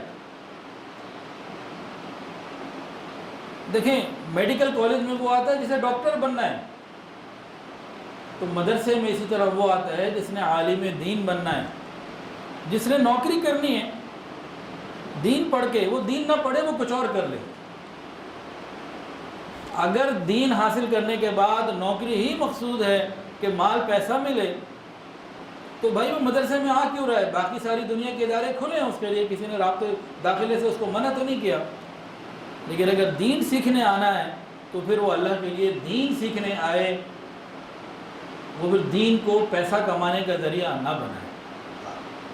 اس بات کو سمجھنے کی ضرورت ہے۔ کفر کی پوری محنت یہ ہے کہ دین سیکھنے والوں کو خاص اس مقصد سے ہٹا کر دنیا کمانے پہ لگا دو۔ دنیا کمانے کے تو بہت سارے اور راستے ہیں، یہ تو اللہ کے وہ چنے ہوئے بندے ہوتے ہیں، ثم اورثنا الکتاب الذین اصطفینا من عبادنا، کہ جنہیں اللہ اپنے دین کے لیے چنتا ہے، جن کا مقام انبیاء کے بعد ہے، ان کو روزی وہاں سے ملتی ہے جہاں سے انبیاء کو اللہ نے عطا فرمائی، یہ مقام ہی کچھ اور ہے۔ اب دنیا داروں کو تو یہ بات سمجھ میں نہیں آتی، لیکن کفر یہ جانتا ہے کہ جب یہ ٹھیٹ قسم کے مولوی معاشرے میں نہیں ہوں گے تو دنیا میں دین بھی نہیں ہوگا۔ اور آج بھی کھلی آنکھوں سے دیکھ لیجئے، ساری دنیا میں بہت سارے مسلمان ملکوں میں دیکھ لیجئے جہاں ایسے علماء موجود نہیں ہیں جو فقط اللہ کے لیے دین پڑھنے پڑھانے والے ہوں، اپنی دنیا کو قربان کر کے اللہ کو راضی کرنے والے ہوں، انبیاء کے طریقے پہ چلنے والے ہوں، جہاں ایسے علماء موجود نہیں وہاں آپ کو عوام میں دین نظر نہیں آئے گا۔ میں ایسے کئی اسلامی ملکوں کے مدرسوں میں جا چکا ہوں، بخاری شریف بھی پڑھا رہے ہیں، عورتوں میں بھی بیٹھے ہوئے ہیں، بخاری شریف پڑھا کے باہر آتے ہیں تو جناب سگریٹ چل رہی ہوتی ہے، پینٹ شرٹ اور ٹائی کے ساتھ ان کی مدرسوں میں پڑھانا ہوتا ہے وہ مدرسہ پڑھا بخاری شریف رہے، لیکن نبی علیہ السلام کی سنت سے محروم، آپ کے لباس سے محروم، آپ کے طریقوں سے محروم۔ اگر یہ مدارس کے علماء آج نہ ہوں تو دین سکھانے والا کوئی بھی نہ ملے۔ تو بھائی جنہوں نے دنیا کمانی ہے وہ مدرسے میں نہ آئے، جنہوں نے مدرسے میں آنا ہے وہ پھر اللہ کے لیے آئے اور دین کو اللہ کے لیے حاصل کریں، دین سے دنیا مت طلب کریں۔ ہاں، دین کی محنت کے لیے موجودہ حالات میں جن تقاضوں کی ضرورت ہے ان تقاضوں کو اللہ کی رضا کے لیے استعمال کرنا یہ بہترین بات ہے۔ اس کا یہ مطلب نہیں ہے کہ موجودہ دور کے تقاضوں کو نظر انداز کرنے کی بات میں کر رہا ہوں۔ دین حاصل کرنا ہے اللہ کے لیے، دین کو پھیلانے کے لیے، اپنی اولاد کو انبیاء کے طریقے پہ چلانے کے لیے، اور دنیا کے اندر جو معاملات ہیں، جو چیزیں ہیں، اس کو سمجھتے ہوئے حالات کے مطابق دین کی محنت کرنے کے لیے چیزوں کو اختیار کرنا، کام کرنا، اس کو سمجھنا۔ وہ چیزیں اپنی جگہ ضرورت اس کی موجود ہے، اس کی افادیت سے انکار نہیں۔ بات یہ ہے کہ دین حاصل کرنا ہے اللہ کے لیے، دین کا علم حاصل کرنا ہے، مال پیسے کے لیے نہیں، اللہ کے لیے، اس بات کو سمجھا جائے۔ اور جب تک ایسے علماء موجود ہیں جس معاشرے میں، وہاں دین انشاءاللہ آپ کو عوام میں نظر آئے گا۔ اور جب ایسے علماء ختم ہو جائیں گے تو جہاں جہاں ختم ہو چکے ہیں وہاں ایسے لوگ موجود نہیں رہے کہ عوام کے اندر کوئی خوف خدا کی بات ہو۔ تو حدیث کے اندر آیا جب زکوٰۃ کو تاوان مانا جائے، جب علم دین دنیا حاصل کرنے کے لیے سیکھا جائے، جب مرد اپنی بیوی کی اطاعت کرے اور اپنی ماں کی نافرمانی کرے، دوست کو قریب رکھے اور باپ کو دور کرے، مسجدوں میں شور ہو، قبیلے کا سردار ان کا بدترین آدمی ہو، جب قوم کا سربراہ ذلیل ترین شخص ہو، جب شریر آدمی کی عزت اس لیے کی جائے کہ اس کی عزت نہ کی تو یہ مجھے نقصان پہنچا دے گا، اور جب گانے والی عورتوں کا رواج ہو جائے اور گانے بجانے کے آلات عام ہو جائیں، جب شرابیں پی جانے لگیں، اور جب اس امت کے آخری لوگ پہلے لوگوں پہ لعن طعن کریں، جیسے آج نہیں کہتے کہ جی پچھلے علماء کو کیا پتہ، پچھلے لوگوں کو برا بھلا کہنا، اور فرمایا کہ اس وقت تم انتظار کرو سخت آندھی کا، زلزلے کا، زمین دھس جانے کا، صورتیں مسخ ہو جانے کا، بگڑنے کا، اور قیامت کی ایسی نشانیوں کا جو یکے بعد دیگر اس طرح سے آئیں گی جیسے ہار کی کوئی لڑی ٹوٹ جائے اور پیچھے دانے گرتے چلے جاتے ہیں۔ ہم اس زمانے میں رہ رہے ہیں۔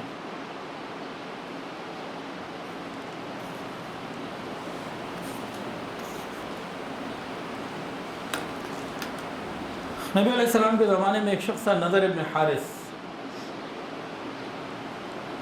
یہ بڑا پکا کافر تھا۔ اس نے دیکھا کہ مسلمان قرآن سننے کے لیے نبی علیہ السلام کے پاس جاتے ہیں اور دینی تعلیم حاصل کرتے ہیں، اور بعض کافر بھی قرآن مجید کی کشش کی وجہ سے جاتے ہیں، سنتے ہیں، وہ چھپ چھپ کے سنتے ہیں۔ تو یہ سفر کر کے جو ہے نا ملک ایران گیا، اور وہاں جا کے یہ وہاں کے مختلف قصے، رستم کے، اسفندیار کے اور بڑے بڑے شاہان فارس کے قصے لکھے ہوئے لے کر آیا، اور ایک گانے والی لونڈی بھی لے کر آیا۔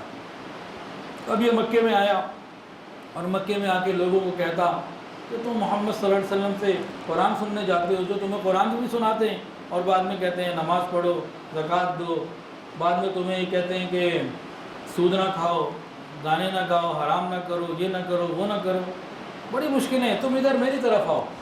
وہ پھر ان کو وہاں کے قصے سناتا کہ جی وہ تمہیں عاد اور سمود کے قصے سناتے ہیں میں تمہیں شاہان فارس کے قصے جو اس سے زیادہ بڑے مزیدار ہیں وہ سناتا ہوں، تم یہ سنا کرو، اور اس کے بعد ہم تمہیں ایسی بھی کوئی دعوت نہیں دیں گے کہ یہ چھوڑ دو اور یہ نہ چھوڑو، اور قصے کہانیاں سنو، موج کرو، مزے کرو، عیش کرو۔ تو اس نے اس قسم کے قصے بھی بنانے شروع کیے، یعنی اس زمانے کے ڈرامے سمجھ لیجئے، جیسے ارطغرل ایک ڈرامہ ہے، قصے کہانی شروع کر دی اور اس کے ساتھ میوزک اور گانا بجانا شروع کر دیا، تو اس نے باقاعدہ لوگوں کو اس چیز کے ساتھ الجھایا، یعنی قرآن اور دینی تعلیم کے مقابلے میں وہ مختلف ڈرامے اور گانے بجانے اور میوزک اور اس قسم کی چیزیں لے کر آیا اپنے زمانے کے اعتبار سے، اور اسی کے بارے میں پھر یہ آیت بھی نازل ہوئی کہ لہو العب لہو الحدیث، یہ میوزک اور یہ گانا بجانا یہ سارا کچھ اسی سے ہی متعلق یہ ہوا۔ اور یہ صرف نضر ابن حارث کی بات نہیں ہے، اس وقت سے لے کے آج تک نضر ابن حارث کی جتنی بھی شیطانی ضروریت ہے جو اس سوچ کی حامل ہے، وہ آج ہمیں، ہماری اولادوں کو، نوجوان کو دینی تعلیم، علماء کی بات سننے سے روکتی ہے، اور کیا کرتی ہے کہ عین سحری اور افطاری کے وقت اور تراویح کے وقت رمضان ٹرانسمیشن کے نام پہ ناچ گانے اور لہو لعب ہوتا ہے، اور سارا سال ہی ہوتا ہے، خالی رمضان میں کیا ہوتا ہے۔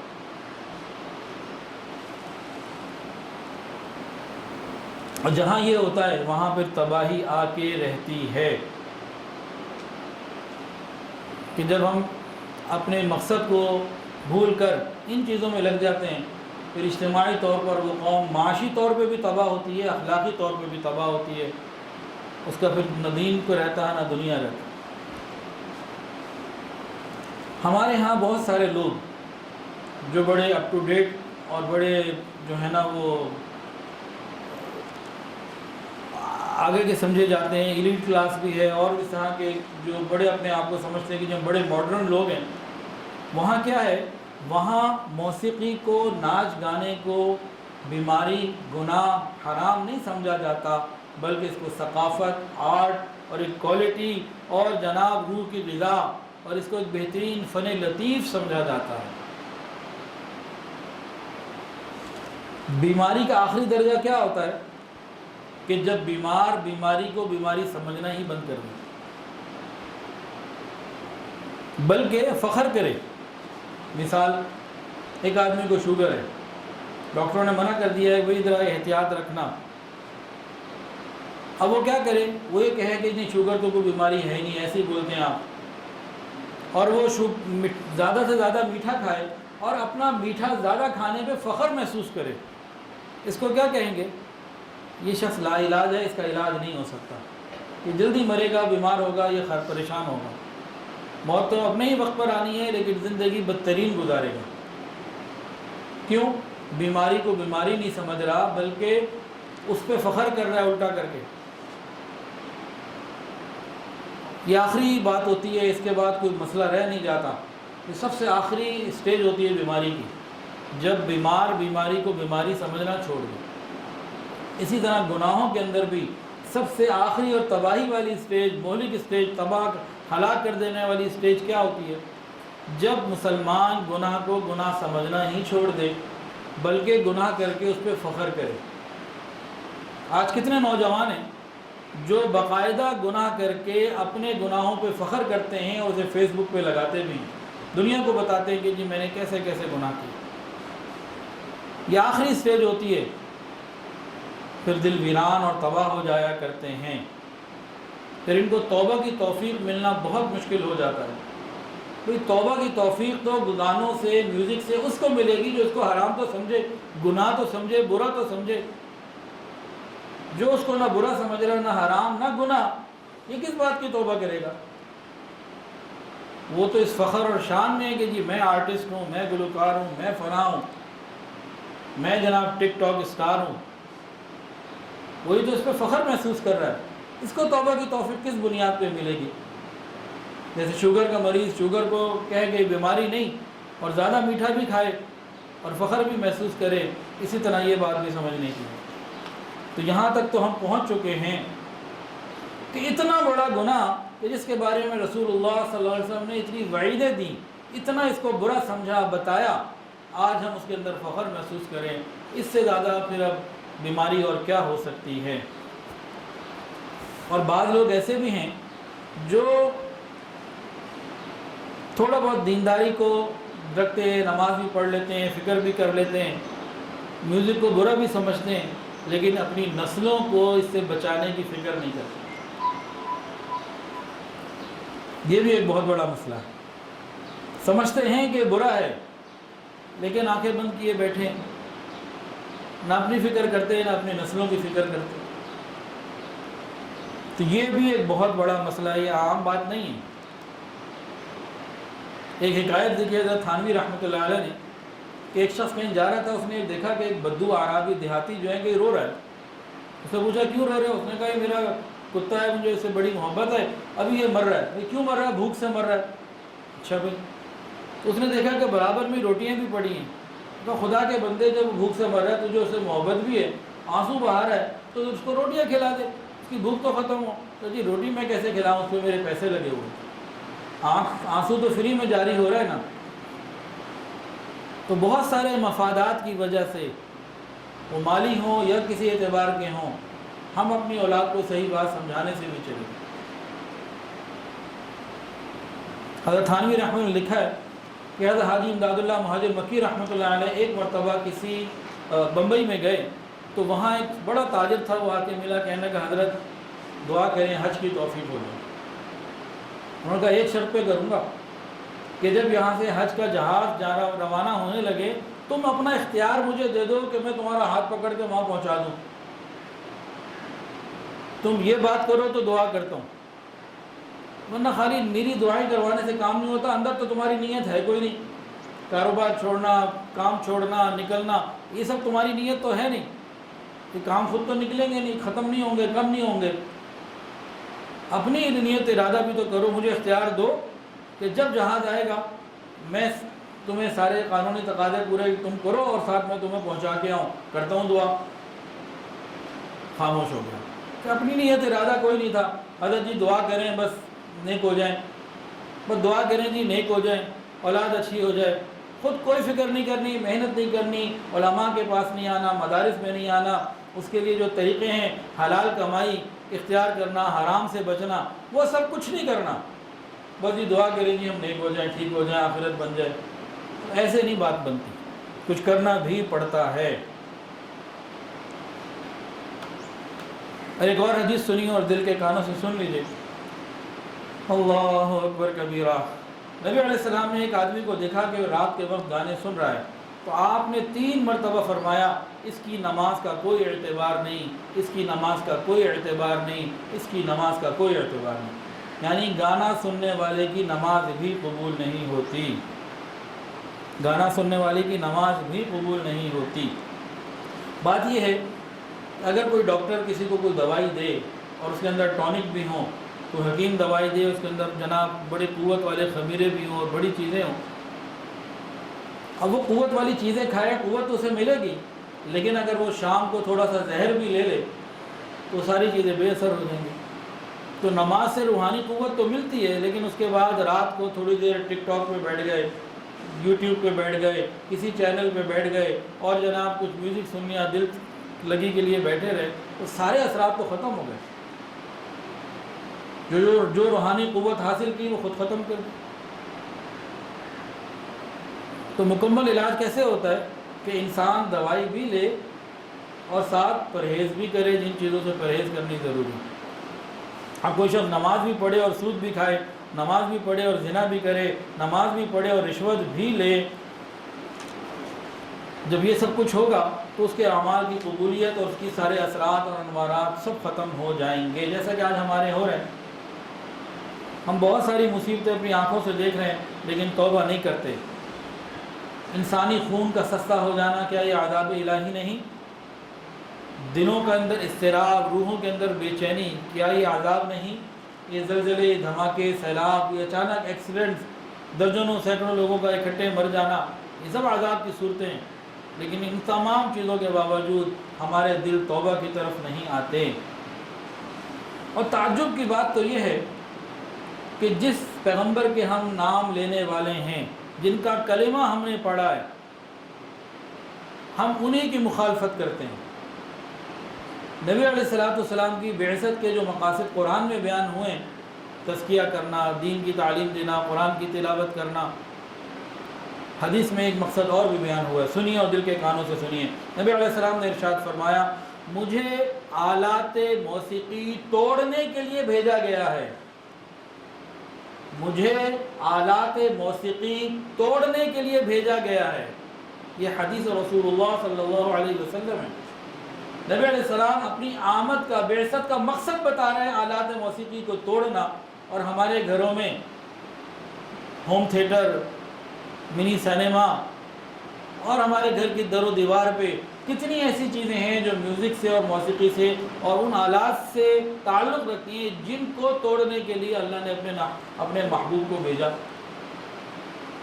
کیا مماثلت ہے ہماری رسول اللہ صلی اللہ علیہ وسلم سے کہ ہمارے گھروں میں یہ آلات بھی سجے ہوئے ہوں اور نبی علیہ السلام کی یہ بات بھی موجود ہو، تو قیامت کے دن کیا منہ دکھائیں گے نبی علیہ السلام کو؟ اس پہ بھی غور کرنے کی ضرورت ہے۔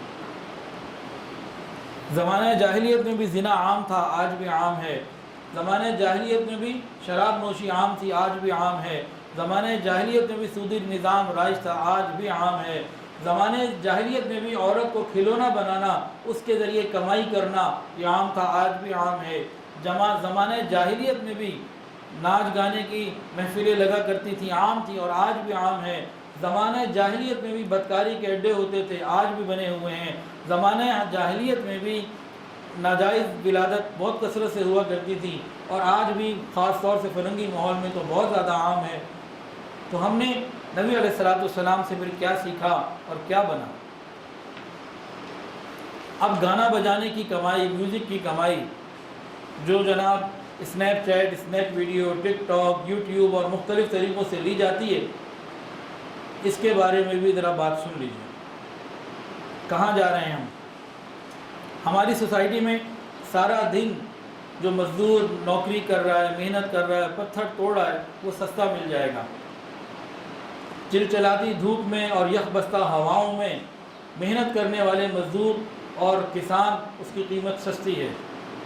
8، 10، 12 سال دینی تعلیم حاصل کر کے، تربیت حاصل کر کے لوگوں کو دین کی تعلیم دینے والے شیخ الحدیث سستے مل جایا کرتے ہیں، لیکن قوم کے اندر بے حیائی پھیلانے والے، عریانیت پھیلانے والے، نونہالوں کے اخلاق بگاڑنے والے، نوجوانوں میں بہرا روی پیدا کرنے والے، مسلمان بیٹیوں اور بہنوں کے سروں سے دوپٹہ اتارنے والے، چہرے سے حیا کو ختم کرنے والے گلوکار، فنکار، گانے والے، یہ بہت مہنگے ہیں، ان کے ایک منٹ کی قیمت ہے۔ جب معاشرے میں یہ رواج ہو اور یہ حالات ہوں تو پھر محمد بن قاسم اور شیخ الحدیث زکریا رحمۃ اللہ جیسے لوگ پیدا نہیں ہوتے، پھر ناچنے گانے والے ہی پیدا ہوتے ہیں۔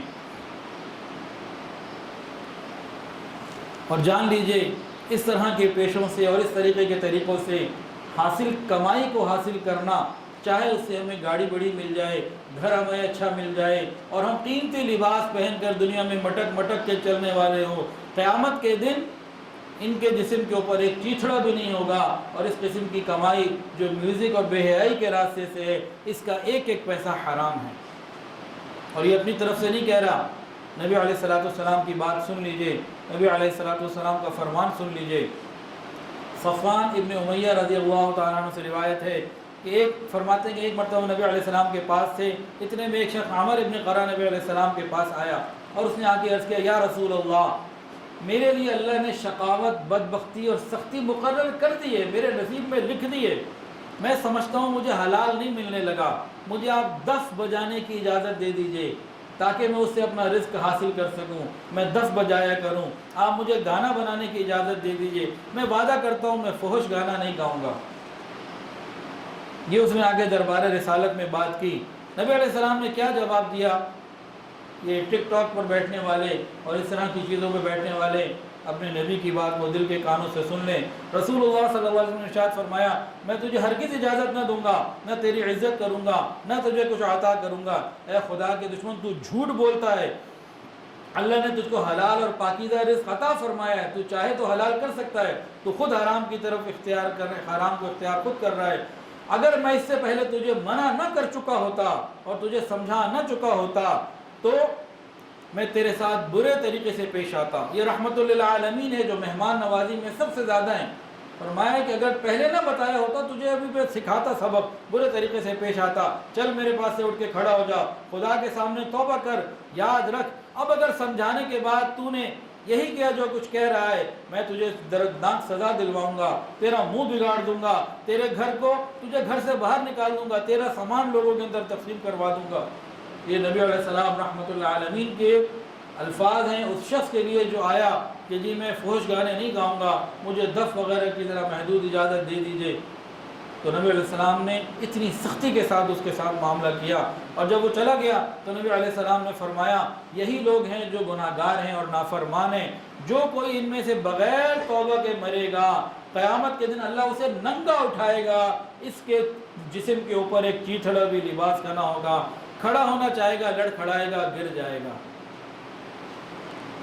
تو آج اس طرح کی کمائیوں سے قیمتی لباس پہننے والے اور لوگوں میں فخر کے ساتھ کھڑے ہو کر اپنے آپ بڑے انٹرویو دینے والے اور بڑے اپنے آپ کو کچھ سمجھنے والے, عقل کل سمجھنے والے, قیامت کے دن نہ ان کے جسم کے اوپر لباس ہوگا, نہ ہی اللہ کے سامنے کھڑے ہو سکتے.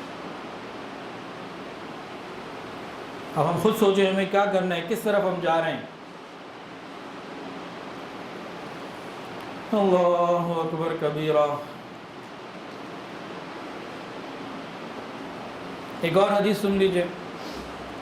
حضرت ابو امامہ رضی اللہ تعالیٰ عنہ سے روایت ہے, نبی علیہ السلام نے ارشاد فرمایا جب شیطان زمین پر آنے لگا تو اس نے اللہ تعالیٰ سے عرض کیا یا اللہ آپ مجھے زمین پر بھیج رہے ہیں, راندہ درگاہ تو آپ بنا چکے, میرے لیے کوئی گھر بھی تو ہو. فرمایا حمام, یہ جو ٹوائلٹ ہے یہ تیرا گھر ہے. اس نے کہا میرے لیے کوئی بیٹھنے کی مجلس, بیٹھک بھی تو ہو. فرمایا بازار اور راستے یہ تیرے بیٹھنے کی جگہیں.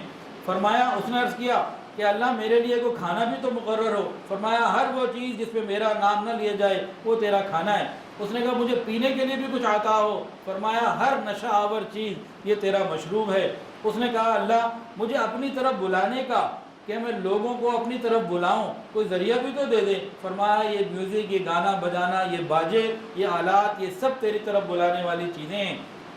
پھر اس نے کہا مسلمانوں کو آپ نے قرآن دیا ہے, جیسے تو مجھے بھی تو کوئی ایسی چیز دے نا کہ میں بار بار پڑھ سکوں, اس کو کوئی ایسی چیز ہو. فرمایا کہ گندے شعر جو ہیں یہ سب تیرے لیے بار بار پڑھی جانے والی چیز ہیں. اس نے کہا کچھ لکھنے کے لیے بھی تو دے دے.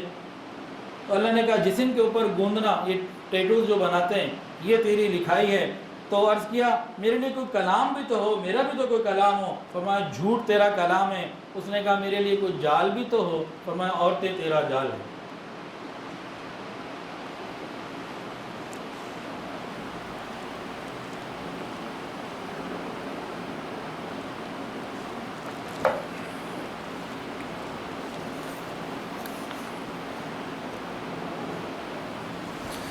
اللہ اکبر کبیرہ. تو نبی علیہ السلام نے تو گانے بجانے سے ہر طریقے سے منع کیا. نفاق اس سے پیدا ہوتا ہے, شہوت اس سے پیدا ہوتی ہے, اور قیامت کے دن کی ذلت اور رسوائی اس سے ملتی ہے. بندر اور خنزیر اس سے بنایا جاتا ہے, اور اللہ تعالیٰ کے عذاب اس کی وجہ سے آتے ہیں. اس کی ذریعے سے حاصل ہو جانے والی کمائی حرام ہے, اور اس کی وجہ سے گانا سننے والوں کے کانوں میں سیسا پگھلا کے ڈالا جائے گا. اتنی باتیں تو رسول اللہ صلی اللہ علیہ وسلم نے بتائیں, اور بھی باتیں بتائیں, کاش ہمیں سمجھ میں آ جائے. اب ہمارے ہاں بھی بڑے لوگ اپنی بہو بیٹیوں کو لوگوں کے سامنے رقص کرواتے ہیں اور اس پہ فخر محسوس کرتے ہیں. چھوٹی بچی پیدا ہوتی ہے اس کو لوگوں کے سامنے رقص کرواتے ہیں, اس پہ خوشی محسوس کرتے ہیں کہ ہماری بچی کو کتنا اچھا ناچنا گانا آتا ہے. اسلامی ملکوں کے ثقافتی لوگ دورے ہوتے ہیں, اور مسلمان قوم کی بہو بیٹیاں دوسرے ملکوں میں جا کے ناچ گانے کرتی ہیں, اور اسے اسلامی ملک کا ایک شخصیت اور تصور دیا جاتا ہے. یہاں تک تو ہمارا دماغ پہنچ چکا. یورپ کی اندھی تقلید پر کسی شاعر نے خوب تبصرہ کیا, طاق دل ہیں چراغ انگریزی, طاق دل ہیں چراغ انگریزی, سر کے اندر دماغ انگریزی, چال انگریزی ڈھال انگریزی, جسم کا بال بال انگریزی, جسم ہندی میں جان انگریزی, منہ کے اندر زبان انگریزی. چھل رہا ہے گلا تو چھل جائے, لہجہ صاحب سے اپنا ملائے. یہ کہ کیفیت ہماری اس وقت ہو چکی ہے. پاکستان بننے سے پہلے ایک بات کتابوں میں بہت طریقے سے موجود ہے اور آپ لوگوں نے سنی بھی ہوگی اور پڑھی بھی ہوگی. پاکستان ہندوستان الگ الگ نہیں تھے.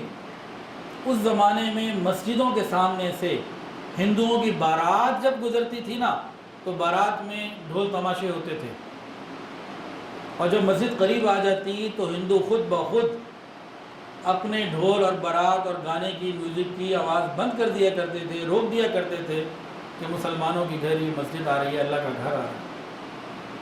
اور اگر کہیں ایسا نہ ہوتا تو صرف اسی بات کے اوپر فسادات کھڑے ہو جاتے تھے کہ ہندوؤں نے مسجد کا احترام نہیں کیا، مسجد کے سامنے سے دروازے سے میوزک کے ساتھ گزر گئے. یہ بات آن دی ریکارڈ ہے. یہ کب کی بات ہے؟ یہ پارٹیشن سے پہلے کی ہے. مسلمانوں میں غیرت تھی، غیر قوم بھی مسلمانوں کے گھروں کا عبادت گھر مساجد کا احترام کیا کرتی تھی. اور آج 2021 مسلمان ہی اس کا احتیاط نہیں کرتے. مساجد کے اندر بیٹھے ہوئے میوزک کی آوازیں آ رہی ہوتی ہیں، بلکہ بعض مرتبہ تو یہاں تک ہے کہ مسجد کی جو پراپرٹی ہوتی ہے اس کی اندر جو دکان بنی ہوئی ہوتی ہے وہاں میوزک چل رہا ہوتا ہے، اور مسلمان مسجدوں کے سامنے سے گزر رہے ہوتے ہیں تو گاڑی کے اندر سے میوزک بند نہیں کرتے. یہ کتنا فرق آ گیا. دوسرا فرق کیا آ گیا؟ 8 سے 60-70 سال پہلے، 40-50 سال پہلے چلے جائیے، یہ ڈوم میراثی ان کو کیا کہا جاتا تھا؟ ان کو ساتھ نہیں بٹھایا جاتا تھا، ان کی عزت نہیں ہوتی تھی. اور آج ہم نے ان کو فنکار اور گلوکار اور اس قسم کے نام دے کے آج ان کی وہ عزت ہوتی ہے جو بعض جگہ شیخ الحدیث کی بھی نہیں ہوتی.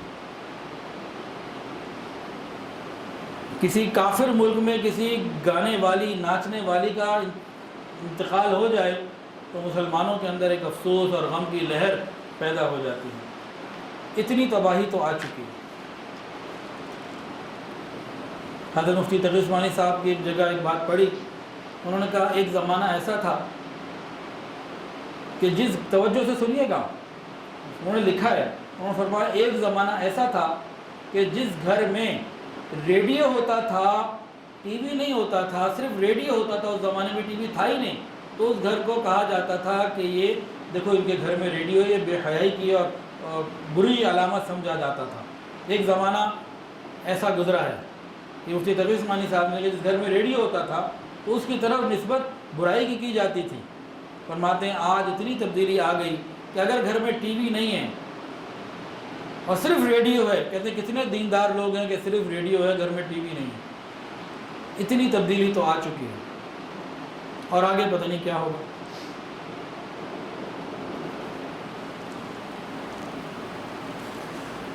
اللہ اکبر کبیرہ. کیا موسیقی روح کی غذا ہے؟ وہ جس کو اللہ نے حرام کیا، نبی نے حرام کیا، کیا وہ روح کی غذا ہو سکتی ہے؟ جس سے شہوانیت غالب آ جائے، روحانیت مغلوب ہو جائے، کیا وہ روح کی غذا ہو سکتی ہے؟ جس کی وجہ سے نفاق پیدا ہو، کیا وہ روح کی غذا ہو سکتی ہے؟ جس کی وجہ سے ذکر، تلاوت، عبادت میں لذت محسوس نہ ہو، کیا وہ روح کی غذا ہو سکتی ہے؟ جو مسلمان بیٹیوں کو بے حجاب کر دے، بے غیرت بنا دے، بے حیا بنا دے، کیا یہ روح کی غذا ہو سکتی ہے؟ جو انسان کو اپنی دینی ذمہ داریوں سے غافل کر دے، آخرت سے غافل کر دے، تو کیا یہ روح کی غذا ہو سکتی ہے؟ ہاں، ایک صورت میں ضرور ہو سکتی ہے. کہتے ہیں جی موسیقی روح کی غذا ہے. جی یہ شیطانی روح کی غذا ہے، یہ رحمانی روح کی غذا نہیں ہے. اب آخر میں موسیقی کے چند نقصانات سن لیجئے اور پھر سچے دل سے ہم سب توبہ کریں کہ خود بھی موسیقی سے بچیں گے اور اپنی نسلوں کو بھی بچانے کی کوشش کریں گے. وہ والی کوشش نہیں جو ایک تاجر نے حضرت کو کہا دعا کر دیں حج پہ جانا ہے، کہ اندر نیت کوئی نہیں ہے، اس کوشش سے کچھ نہیں ہوگا. موسیقی کے نقصانات میں سے سب سے پہلا نقصان سمجھ لیجئے، ناچ گانے کا پہلا نقصان تو یہ ہے کہ اللہ اور اس کے رسول اس شخص سے ناراض ہو جاتے ہیں. مسلمان کے لیے بہت بڑا نقصان ہے یہ. ہم اپنے والدین کو ناراض نہیں کر سکتے، اپنی لاڈلی بیوی کو ناراض نہیں کر سکتے، چہیتی اولاد کو ناراض نہیں کر سکتے، بہن بھائیوں کو ناراض نہیں کر سکتے، رشتہ داروں کو ناراض نہیں کر سکتے. ان سب کو منانے کی فکر کرتے ہیں لیکن موسیقی کی وجہ سے اللہ اور اس کے رسول کو ناراض کر دیتے ہیں، کتنا بڑا نقصان کا ہم سودا کرتے ہیں۔ موسیقی کا دوسرا نقصان یہ ہے کہ موسیقی میں انہماک کی وجہ سے انسان اپنی بہت ساری ضروریات سے آہستہ آہستہ غافل ہو جاتا ہے، جو اس کا عادی بن جاتا ہے کہ ماں باپ کی خدمت سے، گھر کے اور ضروری کاموں سے یہ غافل ہو جاتا ہے، اور آخرت کی تیاری سے یہ غافل ہو جاتا ہے۔ بلکہ آگے بڑھ کر یہ کہوں، جب حکمران موسیقی کے دل دادہ ہو جائیں تو وہ اپنی ذمہ داریوں سے غافل ہو جاتے ہیں اور قومیں تباہ ہو جاتی ہیں۔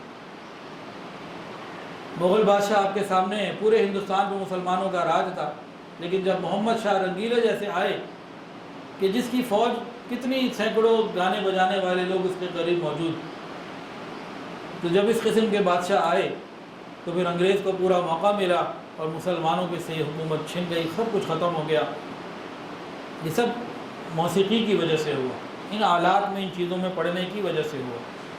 موسیقی کا تیسرا نقصان، دل سیاہ ہو جاتا ہے، نیکی اور برائی کا امتیاز ختم ہو جاتا ہے۔ اچھائی اور برائی سمجھنے کا جو فرق ہے نا، وہ صرف اس کے اندر سے نکل جاتی ہے، گناہوں کی طرف میلان بڑھ جاتا ہے، بلکہ گناہوں کے اوپر فخر کرنا شروع کر دیتا ہے، اور نفاق اس کے اندر پیدا ہو جاتا ہے، اور نتیجہ یہ ہوتا ہے کہ ہدایت کی کوئی بات، علماء کی نصیحت اس کے دل کے اوپر اثر نہیں کرتی، دل کے اندر سختی پیدا ہو جاتی ہے، عبادت میں دل نہیں لگتا، تلاوت کا دل نہیں کرتا، اور خوف خدا کی وجہ سے انسان کی آنکھوں میں آنسو نہیں آتے۔ یہ بھی موسیقی کے نقصانات ہیں۔ موسیقی کا چوتھا نقصان کہ اس کی وجہ سے بے غیرتی اور دیوسی پیدا ہوتی ہے۔ دیوس کسے کہتے ہیں؟ حدیث کے اندر آتا ہے دیوس جنت کی خوشبو بھی نہیں سونگھ سکے گا۔ دیوس کون ہوتا ہے؟ کہ جس کی بیوی کے پاس، ماں بہن کے پاس کوئی بھی آئے اسے کوئی پرواہ نہیں ہوتی، بیوی کہے مجھے پردہ کرنا، ہی کہتے سوال ہی پیدا نہیں ہوتا تجھے پردہ کرنا۔ اس کو حدیث میں دیوس کہا گیا۔ تو موسیقی سے دیوسیت پیدا ہوتی ہے، انسان جنت سے محروم ہو جاتا ہے۔ تو جو شخص دن رات اس قسم کے گانے جس میں شہوانی جذبات کو بھڑکایا جا رہا ہو، اس کے اندر اگر دیوسیت پیدا نہیں ہوگی تو پھر اور کیا پیدا ہوگا؟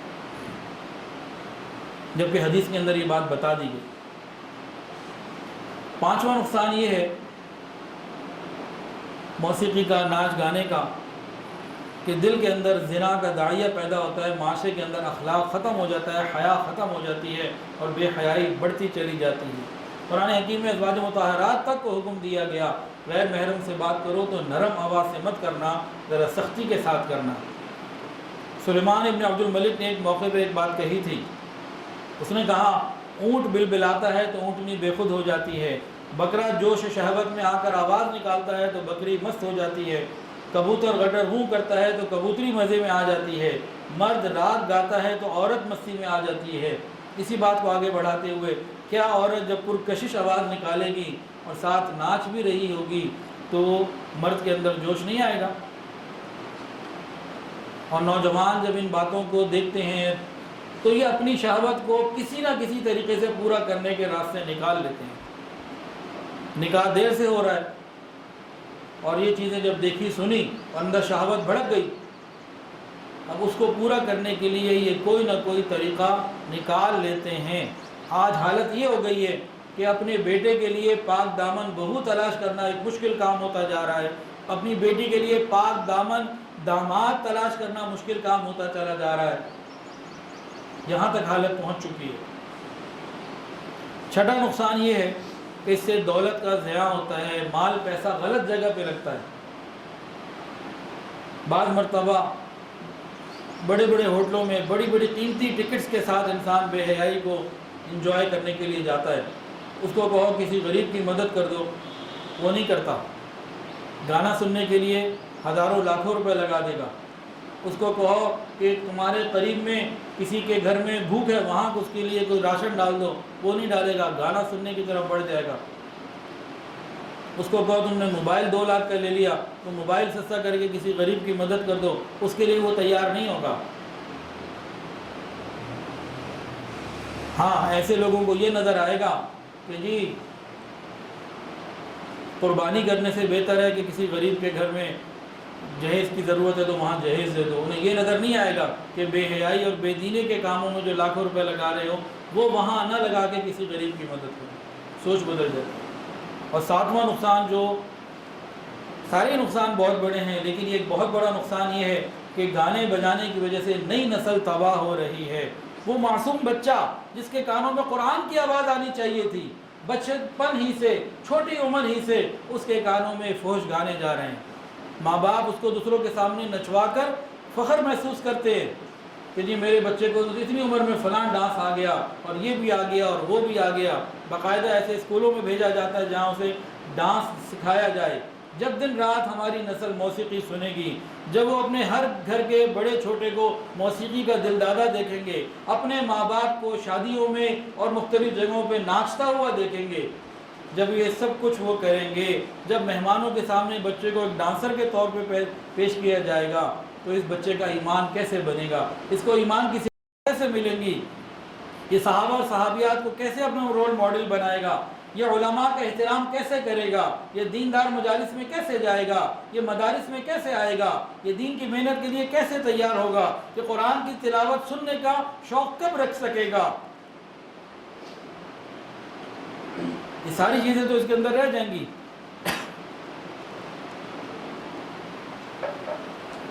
تو ہم اپنی نسلوں کی حفاظت کی فکر کریں اور موسیقی سے اپنے آپ کو بچائیں اور اپنی نسلوں کو بھی بچائیں.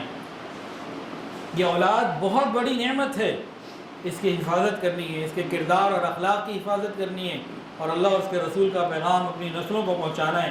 یاد رکھیں، والدین اگر نیک ہوں، عبادت گزار ہوں، علماء سے تعلق رکھنے والے ہوں، حرام سے بچنے والے ہوں، حلال کمائی کرنے والے ہوں، تب اولاد محمد بن قاسم پیدا ہوتی ہے، تب مجد الفسانی رحمۃ اللہ علیہ اولاد بنتی ہے، تب شیخ الحدیث مولانا زکریا رحمۃ اللہ علیہ جیسی اولاد بنتی ہے، تب مفتی تقی عثمانی صاحب جیسی اولاد بنتی ہے.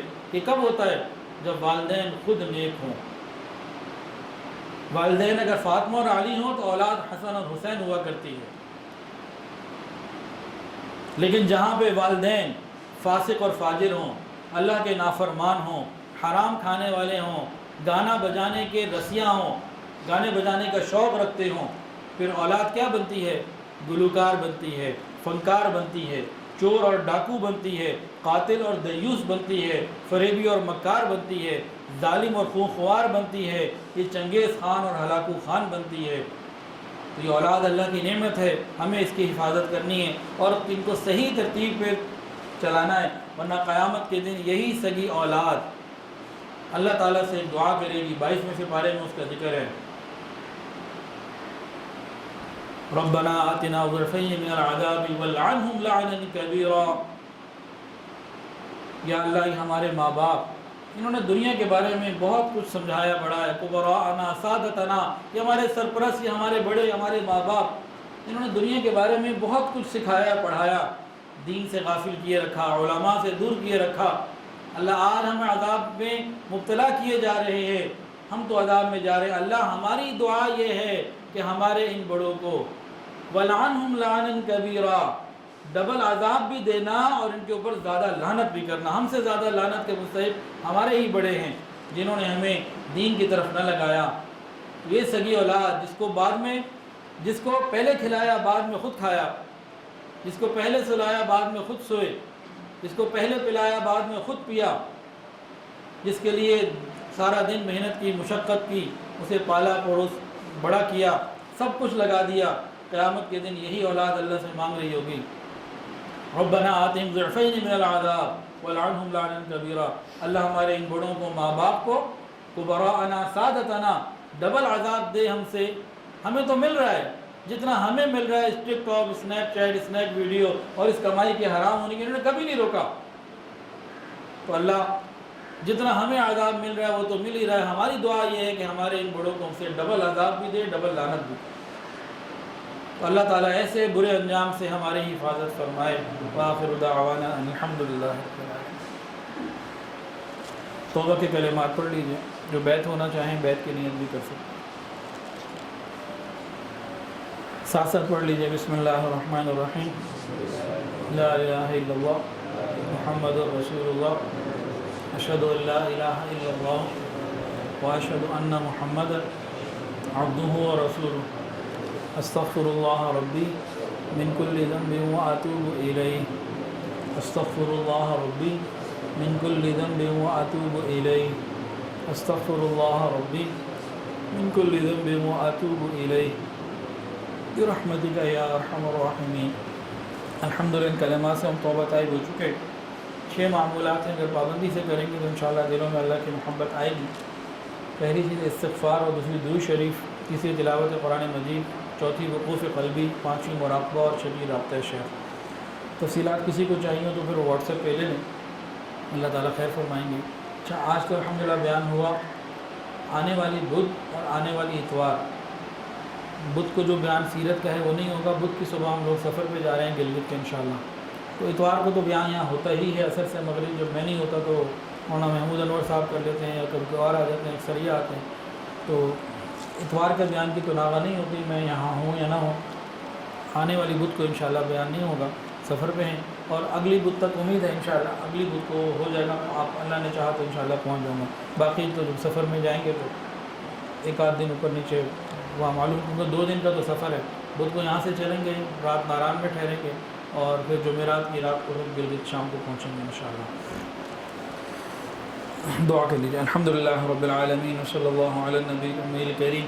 ربنا ظلمنا انفسنا وان لم تغفر لنا وترحمنا لنکونن من الخاسرین۔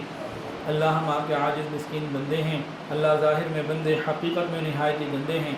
یا اللہ ہمارے دلوں کی گندگیوں کو دور فرما، ہمارے سینوں کو اپنے نور سے منور فرما، ہمارے دلوں کو اپنی یاد سے آباد فرما، رب کریم سینوں کو اپنی محبت سے لبریز فرما، خطاؤں سے درگزر فرما، عیبوں کی پردہ پوشی فرما، رب کریم اپنی رحمتوں کی پشپناہی نصیب فرما، رب کریم سر کے بالوں سے لے کر پاؤں کے ناخنوں تک نیکی تقوی عطا فرما، یا اللہ حیا اور پاکدامنی عطا فرما، اللہ موسیقی اور میوزک سے ہماری اور ہماری نسلوں کی حفاظت فرما، اس کی برائی کو ہمیں سمجھنے کی توفیق عطا فرما، یا اللہ برائی کو برائی سمجھنے کی استطاعت عطا فرما، یا اللہ ہمارے گناہوں کو معاف فرما، رب کریم ہماری تمام دعاؤں کو اپنی رحمت سے قبول فرما، تمام حاضرین کی تمام دلی نیک جائز حاجات کو پورا فرما، یا اللہ پوری امت کی حفاظت فرما، ہمارے تینوں حرم کی حفاظت فرما، رب کریم ہمیں اپنے مقبول بندوں میں شامل فرما۔ صلی اللہ تعالی علی خیر خلقہ سیدنا و مولانا محمد وعلی آلہ واصحابہ واہل بیتہ اجمعین، آمین یا رب العالمین، آمین برحمتک یا